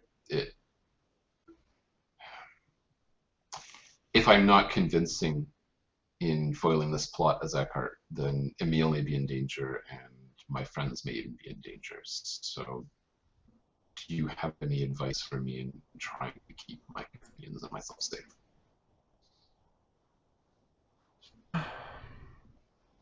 I would consider taking what little time you have to prepare a contingency. Warn your friends. Be sure to have give no indication of the news you have until you are one-on-one with Rupert. There are many in the guard that are corrupt. I see that you have picked up in the ways of much in the ways of Arcana. It's a start. Boop, boop, boop. Take a quick peek at something.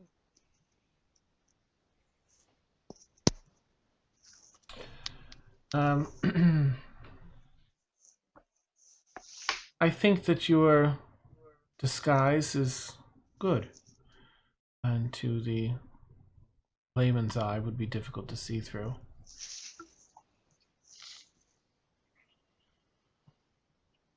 Do what you do best. Stick to the shadows. Work in the background. Thank you. I appreciate your counsel on this. I will see what I can do on my end. I don't wish to see anyone knowing of a murder and allowing it to happen. Not those responsible must pay. Do you know? Is he working alongside? You said they. Do you know who Gerard is working with? I overheard names. I can't vouch for the identities being accurate, but I did hear the names Mariana, Roger Thornfist, and an elf named Raylan. As well, there was a half-orc gentleman who I would know by sight, and would know Emil by sight, but I don't know his name. Understood. I will do all that I can on my end. I will not see murder happen on my watch. Likewise. Thank you. Okay, so I gather the team is spread out. I mean, I'm assuming Astrid's in a park, and some people are in the upper town, and some people are staying in the slums. So, okay. This could be a bit tricky because I have to do this as Eckhart. Because maybe I don't.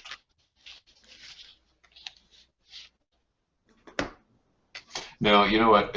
It probably makes sense for me to switch back to Emil if I can. Okay, yep. Because at least my friends know him, and me associating with my friends isn't going to arouse suspicion if somebody's later on tries to figure out what happened. So, okay. I'll in general let people know that I've unfortunately uncovered a lot, and that I'm going to try and foil it by alerting the guards. But my face is known, and so somebody may come after them. So I'm just saying this out loud because I'll go around. I'll tell you individually, but just to be aware and be ready in case things go wrong. Well, what sort of plot? We have to help. Oh, it would be better if you not, because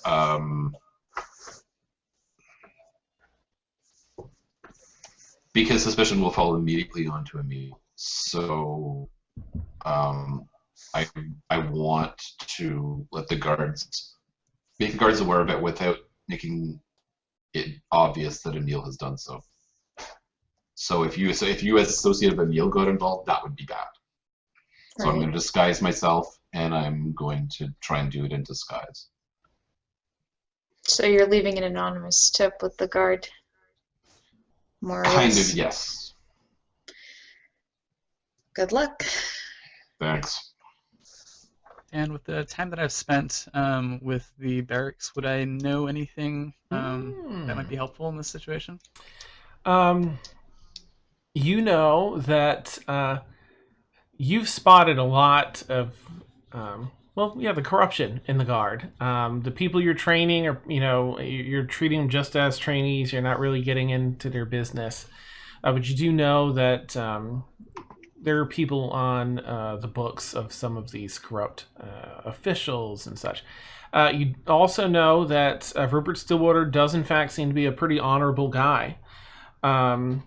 You work with him fairly often. He gives, the assignments for you, the groups to train. And you also know that he takes lunch behind the barracks, a couple blocks down, north of the barracks in a small park area. Every day, 12:30, he takes lunch for half an hour. Sure, I'll kind of relay that to Emil when he finds me. Okay. Well, I mean, if you trust him, that just, reinforces that I seem to be going the right way. So I appreciate the feedback on him. Sure. You don't need me to tell you, but there are eyes and ears everywhere, so stay on the lookout. Okay. So you think I can talk to him alone when he's having his lunch, or is that the best time? I would say so. Best time to Yeah. Okay. And That way he'll be away from all the other guards, and you'll have less chance of arousing suspicion. Okay. Best of luck. Thanks. Okay. Lunchtime comes around of that next day, or Okay. later that day. I guess it would be the next day. You're back in disguise. Yes, Eckhart again. Okay. Okay.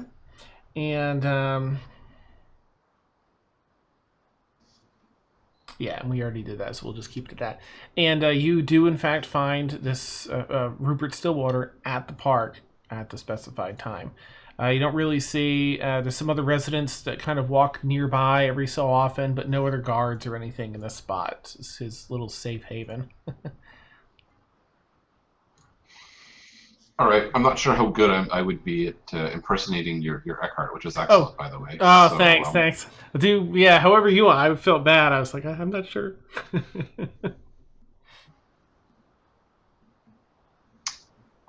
So, yeah, I mean, the persona I have for Eckhart, I don't know that I've really prepared for this eventuality. So I think I'll just Okay. kind of approach Rupert and say, apologies for interrupting your lunch, but I've heard that you're one of the few men of integrity in this town, and I'm afraid I may have come across something that needs a man of integrity. Oh, well, very kind of you to say. Please, what's the matter? Can we be overheard here? Or is there somewhere maybe more private we could talk? This is as open as this appears. This is actually one of the safest places to talk, away from prying ears. Please, pull up a seat. Come in close. Fair enough. So the innkeeper himself suggested you to me, and I happened to be doing some arcane experiments the other day, and I happened to overhear a conversation. I'm not quite certain where it came from, but it involved setting fire to the house of a trade unionist in the slums with the occupant in it sometime today or tomorrow. Oh. And I thought that seemed to be the kind of thing that maybe a guard should know about. Absolutely. But not just any guard, because it seemed like the people who were in this conversation were people of importance in this town. People on the Board of Education, people, associated with the Red Guard. I see. So I'm very much concerned for myself, and I'm very much concerned that, having reported this, that I may be in some danger. So I feel like I need to be careful in what I say and who I say it to. As well you should. But at the same time, as all good citizens would do, you know, I feel they need to do the right thing and make sure that whoever this individual is, that they're not killed. You're a good man. A good man. This, I know just who you're speaking of. Thornfist. For sure. That dirty bastard. That name might be right, yes. Let's see. There's a ring. A group of those that do believe they're above the law. I have not been able to prove their connection, but I've suspected it. I can't pursue it until I'm positive I have the right people. So this is good. I've been sitting on some of this far longer than I wanted to.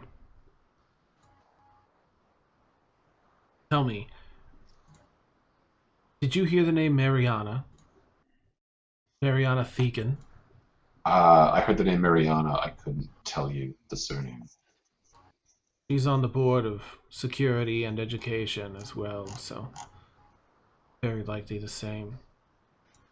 And she often works with Raylan and as well. The three of them are in it together. I'm almost positive.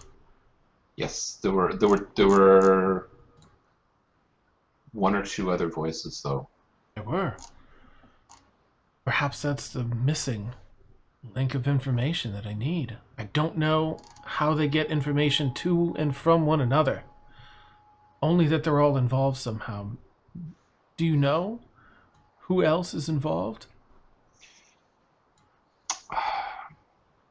I can only guess a bit, but there seemed to be a male voice that they referred to as Gerard.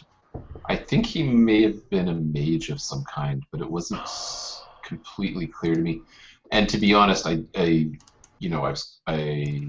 since I was using magic of my own, he might have perhaps detected me. But that was one name. There may have been another voice, but I didn't get a name at all from that one. Understood. There is a mage named Gerard, boisterous fellow, always going around showing off. I wondered. May have the contacts. You see him sort of mumble to himself a little bit as he is trying to process things. Good citizen, you have done a great thing today. I will take this information. I will discover their target and protect them. And you may have just given me the key to take this ring down permanently. The only other thing I'll add to him is presumably it was either a Tuesday, Thursday, or Saturday, or sorry, Sunday. So I'll give him the kind of time and date that the meeting took place and roughly where. I'll say I cast the spell somewhere around this area. Okay. So they may have been meeting somewhere around there. Excellent. Excellent. Again, I'm trying to give him the right idea without narrowing in on things that only Emil knew. So. Good. Good. Yes, this is all very good. Wonderful. Citizen, can I reward you in any way? If I'm able to take this ring down, surely I must be able to seek you out and grant you some payment of some sort. At this point, I just like to live through this, to be honest. Yes. You know what? If everything gets worked out, then maybe I'll talk to the Runekeeper at some point, and so if you do come up with a reward, then maybe talk to the Runekeeper, and he might be able to contact me. But if not, I prefer not to have my name or face associated with this. Indeed. Out of fear. Excellent. Well, thank you, citizen. Yes, you should probably get going then, just to be on the safe side. I will take this information and I will do well by it. Thank you. I mean, I've got nothing but good information from him, but I want to insight check him before I leave because I feel like I would give him a absolutely good hard look and not terrible. Yeah, he seems to have kind of what you would hope. You know, he is concerned for the citizen. You can also very easily read his eagerness. You see the frustration that he's had with trying to take this ring down, and his eagerness to maybe finally have that lead and get it before it's too late. But nothing like nothing devious. Okay. Then I'm gonna get out of there. Okay, neat. Can you do a just so I have something to roll against, basically? If you could roll a, I can't believe I can't. Oh, disguise kit roll. I put it in your skills. Okay. No. So you bounce and you start heading. Where do you want to head next after this? Back to where you're staying, or? No, I think presumably I know like the park area roughly where Astrid's been sleeping. I'd like to go there because hopefully I can find a place to lose anybody but follow me, hide, switch into Emil, and it would make sense for Emil to be seen in that park. So right, that's my plan, is to switch appearances. Okay. You start heading to do just that. You are trying, sort of blending in amongst other people as you're, walking through. You've got, whatever, your disguise is sort of up over your face, everything you can do to sort of conceal yourself as you move along. And you hear from your right-hand side on the sidewalk, essentially, next to where you are, "Hey, yous!" And you recognize the voice from the half-orc from yesterday. Come here for a second. So I go over. And he's sort of in the shade of a little awning on one of these street side buildings. Listen. My name is Tony. All right? Tony the Ham. Of course it is. I saw what you did back there. And you're a good man. I'd like to offer you a place. And he takes a card out of his, fancy dress attire and sort of passes it to you. And it looks like a blank card until... do you take the card? I do. Okay. As you take the card, across the front, there's a symbol of a harp. And it says, The Harpers. Go ahead and roll a history check. Yeah, I was going to say, I don't know if I would know who the Harpers are, or did we come across that when we were in the town that shall not be named?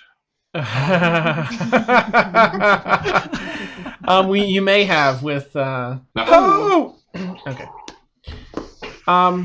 The Harpers is an organization, a faction.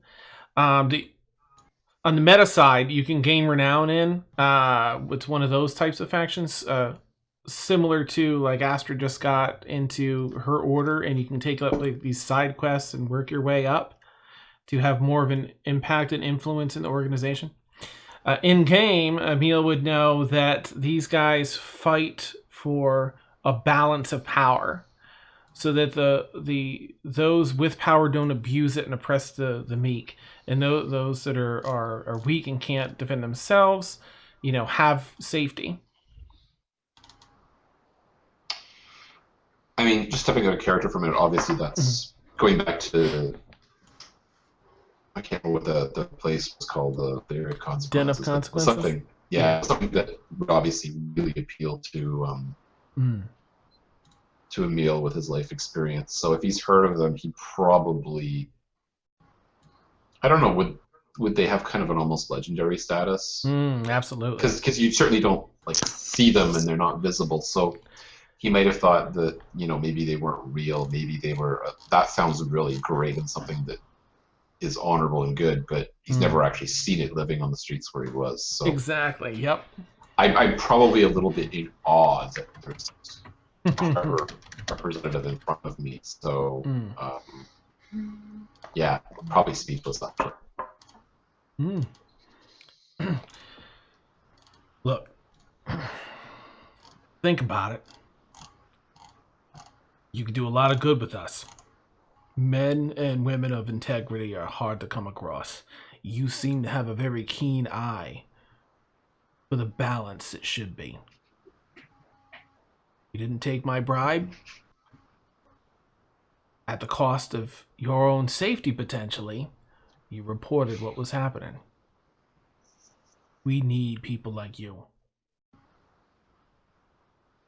Like, it takes a while to earn your way up the ranks, but you can make a difference whether you're on the first rung or at the very top. I think despite my assertions before the game that Emil has a charisma of 22, he's gonna say, "I'll think about it," but the look on his face is gonna be, like yes. Nice. When you decide, if you decide to accept, just and he kind of looks around on the street a little bit. Wear a silly hat. Silly hat, I'll know you're in. Just for one day. Understood. Thank you for your time, sir. I have an appointment to keep. You's got it. Kind of just turns and steps off and walks into one of the buildings behind. Okay. All right. Okay, and You're half orcs, and orcs have the funniest dialects and accents. I love it. Nice. Yeah, my favorite so far is definitely Jinx. No, Jinx. And Emil, was there anything else, just to give you a chance, in case you had anything else that you wanted to do during this time? Is there anything that Emil wanted to be up to?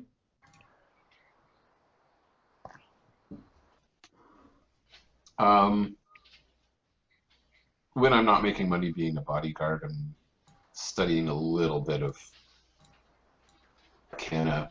I probably would try and find a silversmith or a jeweler and try and just do a little bit of work, because I've done a little bit in the past, but I'm still very much at the apprentice level, so I would probably try and do that. Okay. Every so often. All right, neat. You do find a silversmith and have a little bit of time to work on the basics of. Yeah. So I'm gonna get to you in just a quick sec. I'm just gonna have. I hope that this is the final. It is. Thank goodness. All right, Felix, this is gonna be your final set of rolls because. No, I'm sorry. You're done. That's it. Cool. All right, Em. So your experience with the leatherworking, just to set the stage, has been, it piqued your interest, or maybe you've had an interest in it for a while, but you found a shop, a storefront that does leatherworking. They tan the hides, they do the whole 9 yards, and you've been kind of going in and looking about this and that, just trying to pick up what you can pick up, until finally they were like, you can come back here. They saw how much of an interest you had. Like, you can come back, we can kind of show you some of the basics if you're interested. Yeah, that would be awesome. Neat. Can I start now, or? Yeah, come on back, sure. Okay. We'll start you off in the back, the gnarly work, when we have to skin them and get the skin, get it all strung up, start tanning. drying it out. So come on back. If you want to make a leatherworking check just to see how you do with I'm sorry, this would probably be survival. If you want to do a survival check to skin it and remove the components.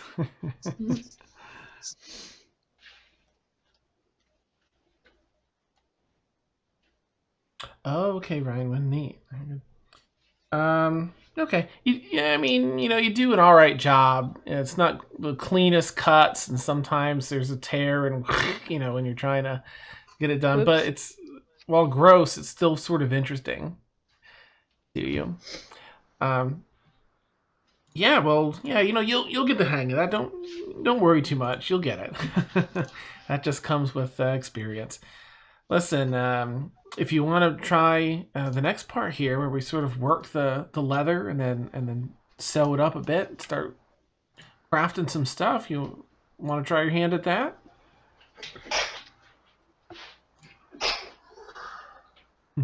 He's sneezing. Oh, neat. Bless you. Yeah, sure. I'll try a little bit of that. Neat. And that one you can just do a straight up leatherworking check.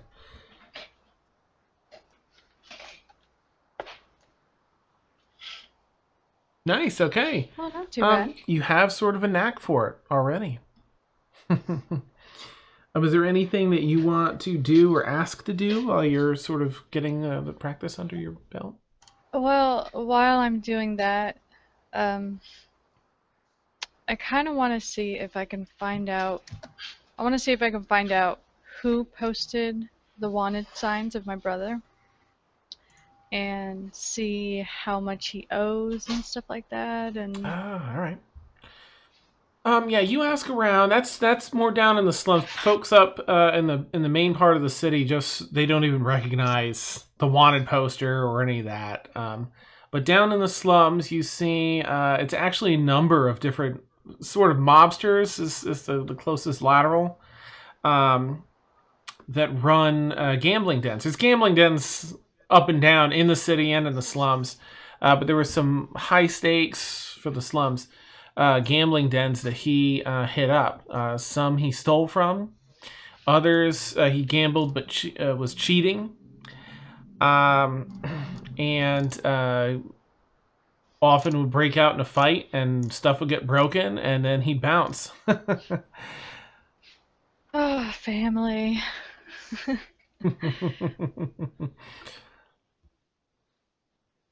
Do I figure out which ones he stole from, and do I figure out which ones he's hit while I'm... I guess make an investigation check, see how detailed the information is. No, you just kind of get the general gist that it's a lot. It seems like he hit everyone in the slums, all the major ones, before bouncing. Oh, do I even want to bother with this though? You know what? I think because I don't think I'm gonna have enough gold or anything to help pay off his crap, so I'm just gonna be like, okay, I'm just going back to the leatherworking place and just working my butt off. Okay. All right. And over the course of the downtime, you do pick up all the necessary skills to begin leatherworking. And again, I will share that stuff out. I got obviously way held up this week, but I'll get that stuff out. Okay, and Rhinwen, just so I don't miss you with this, yeah, so as you're hanging around the different fancy clothes shops, sort of watching them do their work, there's one that you sort of enjoy more than the others because it's a nice, friendly old gnome woman that runs the shop, and she's very, very welcoming and sees and appreciates your interest in it. And in a similar situation, she sort of asks, are you a weaver yourself? No. Oh, you have an interest in it? It's... Well, I mean, where I come from, everybody wore really nice, fancy clothes, but it's a lot different from here. The clothes there wouldn't really work here. So I'm just really interested in making well, designing really nice clothes for you land-dwelling people. Ah, and she sort of looks up at your hair as you say that. Ah. Well, that's wonderful. Well, we have a couple of design books over here that show some basic designs and the process to go through to come up with designs. And I'd be happy to show you a little needlework and such if you're interested. Yeah, very interested. Wonderful, wonderful. Please come on back. And so she lets you come back and, you know, do whatever you want to do. You know, she shows you the basics. Cool. And again, over the course of the downtime, you pick up the necessary skills to to be able to manage, you know, the start of the weaver skill. And at the very end, she has in this neat little box. She's like a middle class here. But still, she put together a really nice box with a big sort of bow on it. And on your last day there, she kind of said, I hope you don't mind. I wanted you to have this. And she holds it out to you. Rhinewin gets a little squeamish. Nice. And she takes the box, or I'll take the box. And, Okay. should I open it now? Please. Oh, I'd love to see your face. Yes. Okay, so she takes the bow off, and is it wrapped in paper? No, but the bow has like 50 different levels to it. Bow, and then the box. Yeah. My employer tried to kill me, and you're getting presents. but Nice. Yeah, about that.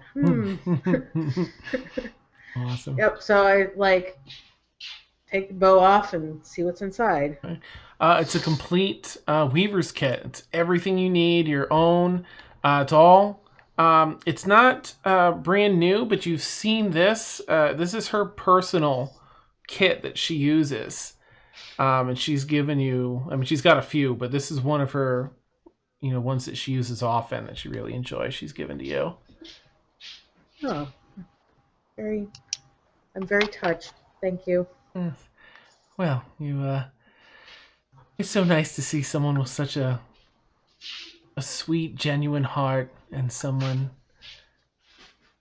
pursuing this passion. This is, I look forward to seeing what you create. Oh, goody. Nice. And then she tries to kill you just to make it better. Not to No!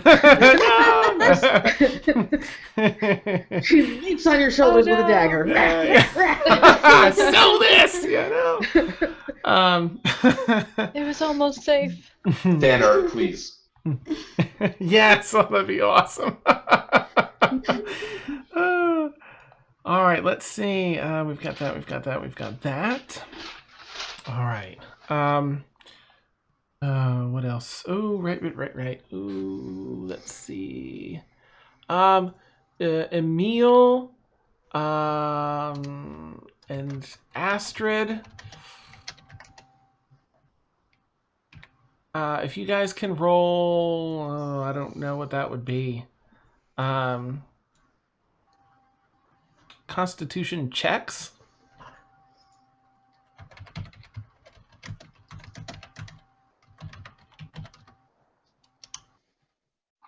Okay. Thank you. All right.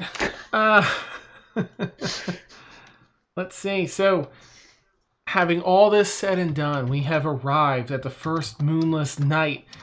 This is actually October, so we were in July. It's now October the 7th. Narculi.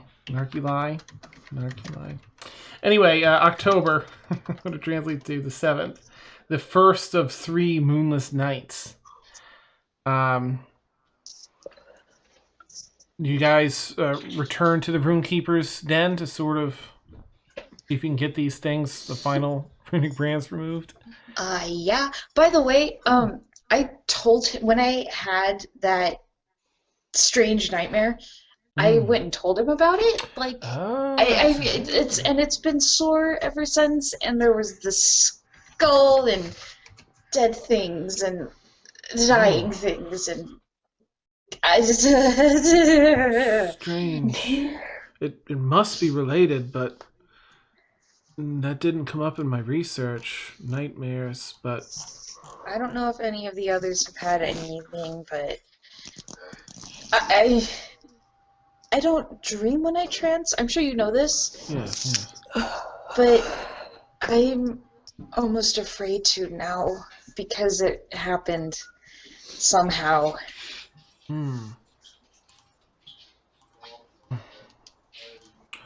I will.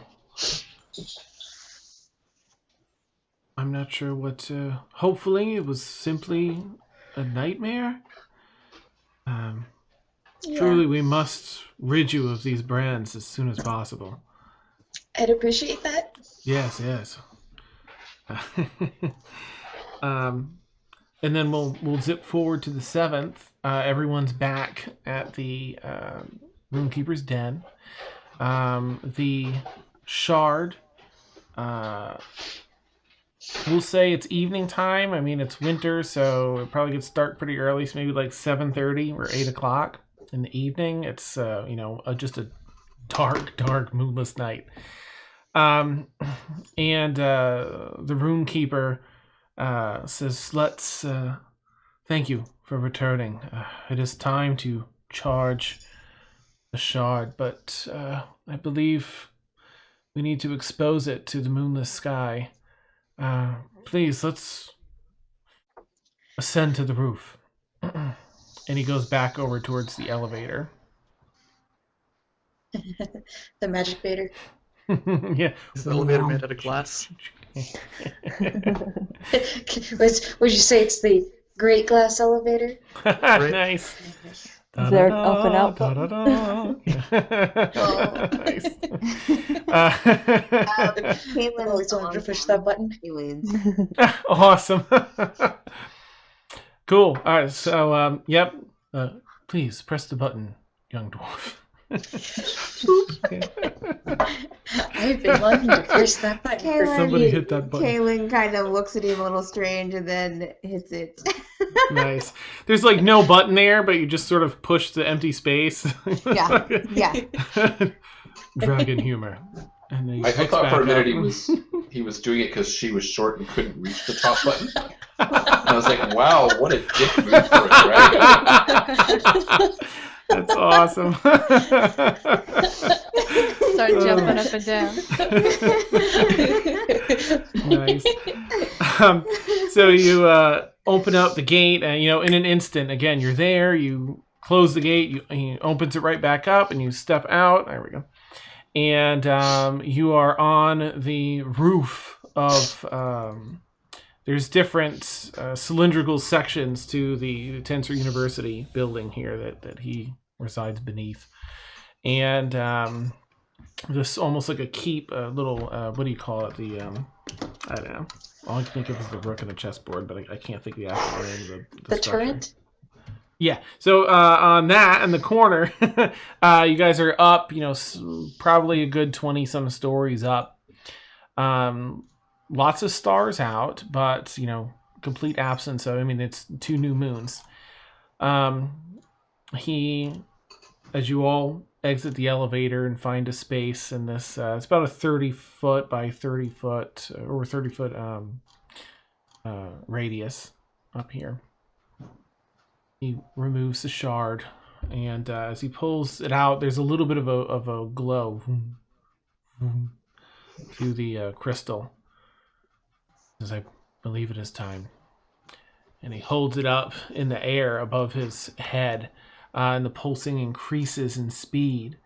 And up in the sky, the 2 moons that because you can still sort of see the moons in the sky. There's just no reflection off of them. you see this stream of energy, not from the moon itself, but just 100-some feet up in the sky where the moons are, sort of like it's drawing some sort of energy from them. It's white. There's a straight beam, almost like a flashlight, a beam of a flashlight, essentially, that's flashing down into these crystals as crystals that absorbs the energy.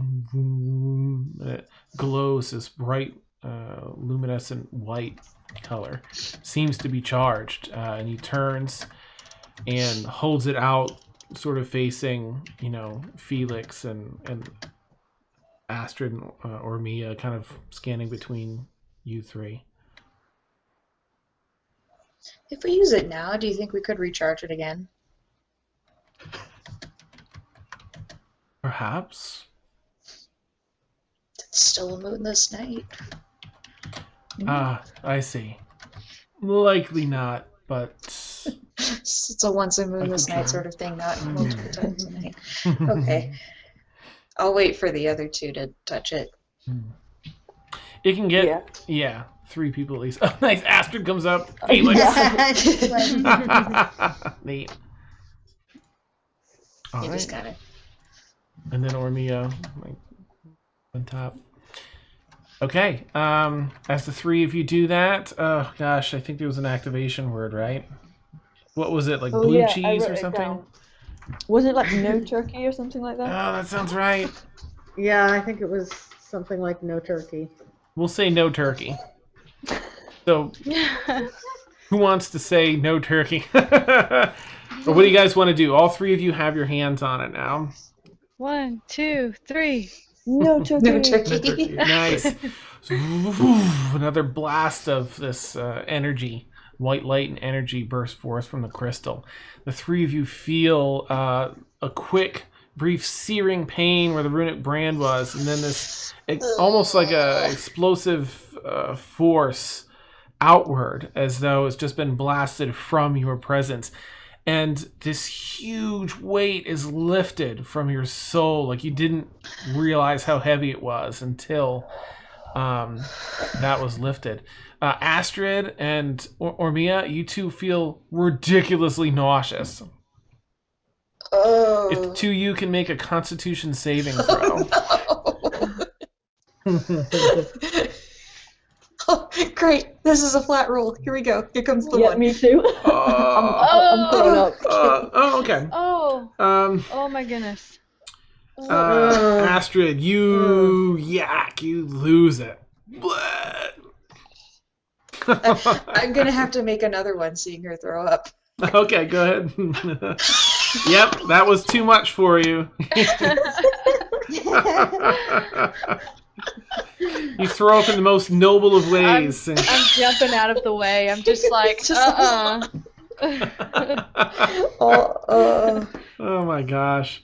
So much vomit.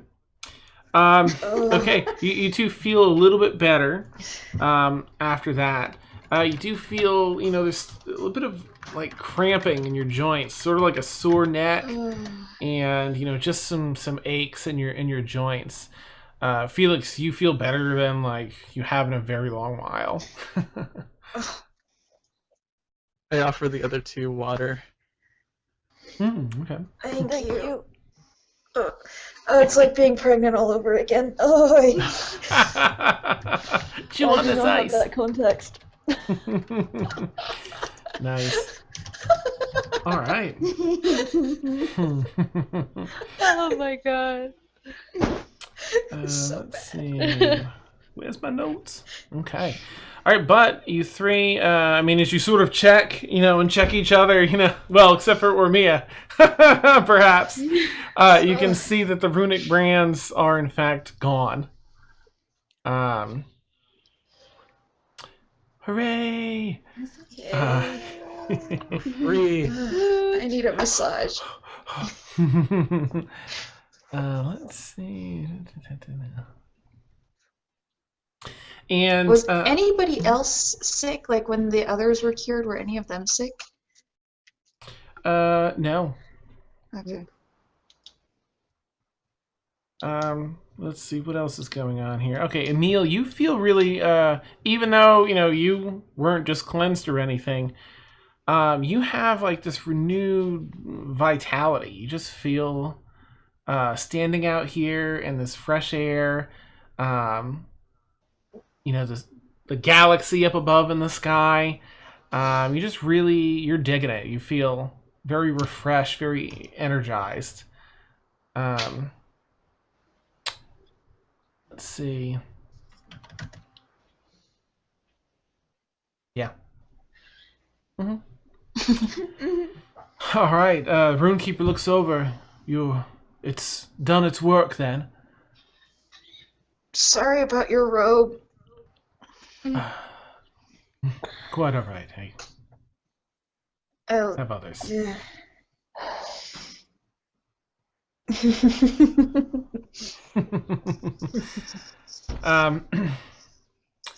Let's see. I don't know if I want to do that yet. It's the end of the night. Should we hang on to the shard or should we give it to the Runekeeper? I'll clean it off first. Nice. I mean, the two of us are holding it, so. He sort of looks at you, Felix, as you say that, and he has this friendly vibe. No, Siri, I'm not talking to you. My phone activated. He's had this positive, sort of stoic, but friendly vibe. But you feel a very like a dad face when he looks at you after you say that. It's a dragon we don't want to take from his hoard. Oh, yeah. But I mean, Let him awkward. keep it. You Also, already I got think- the rubies from the skull. Kaylin shakes her head no. She's seen that look before. Yeah, definitely you have. I feel like carrying that thing around would put a big target on our back anyways, because it's an extraordinarily powerful magical item. And we know where it is if we need it. Yeah. Like, if things for some reason get more terrible, we can just come back. I know I like to fight liches at least once a month, so. Dan would never do that to us. No, Would you? never Neat. He holds his hand out. Oh, right, I give it, yeah, because I was cleaning it. So we give it to him. I thank you all. Kind of tucks it back into his jacket. Then you're free to pursue your interests. What plans do you have? What will you do next? Leave town? I'm heading east. Seems a good as good as a direction as any. As am I. Yep, just go somewhere I haven't been before. Well, I wish you the very best then. Should you ever come back to the city of Metz, I hope you will seek me out. Of course. Thank you for all your help. I'm always glad to help those that are good and just. Oh, I kind of shrink at that. Neat. All right, and we'll wrap it up there for tonight. Yay! Yeah. Well done, guys. You got through the downtime. You got through, the deadly be sewing cured. lady. We might be cured. I don't know. I feel like that's going to have some lingering bad things. Bad juju. Yeah. I don't know. It's not like I could have any worse luck or anything. You could. No, just kidding. So encouraging. I'm already weakening every other roll. Neat. Well, looking forward to you guys, setting out on whatever you're going to do next with your new skills and stuff. I promise I will get those documents out. I have essentially all of it put together now, so I'm excited for you to see the skills, the crafting skills, and the benefits you get from those. Yeah, and we'll take it from there. Thanks, chat, for hanging out with us and being hilarious. And again, thanks, players. You're so amazing. I absolutely love kind of, going along for the ride here. You guys are... It's great. I love it. I look forward to it so much.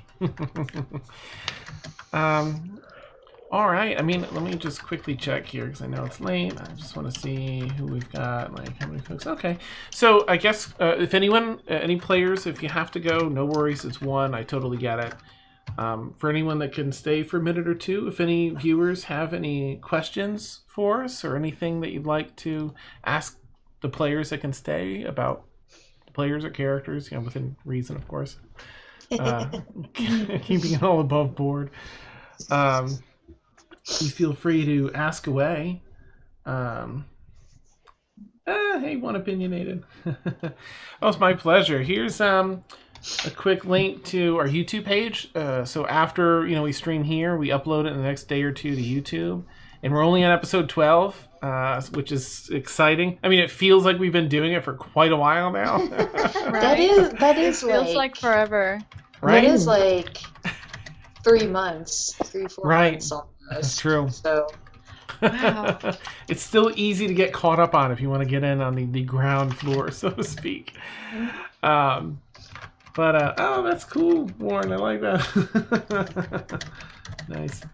All right. Well, I guess we'll wrap up here. So thanks again, everybody. You guys, players, amazing, and chat, just awesome. So we'll catch you guys next Friday. We stream from 10 p.m. To 1 a.m. Eastern every Friday night. And that's it. All right. Hope you all have a great night. Catch you next week. Bye. Bye. bye. Bye.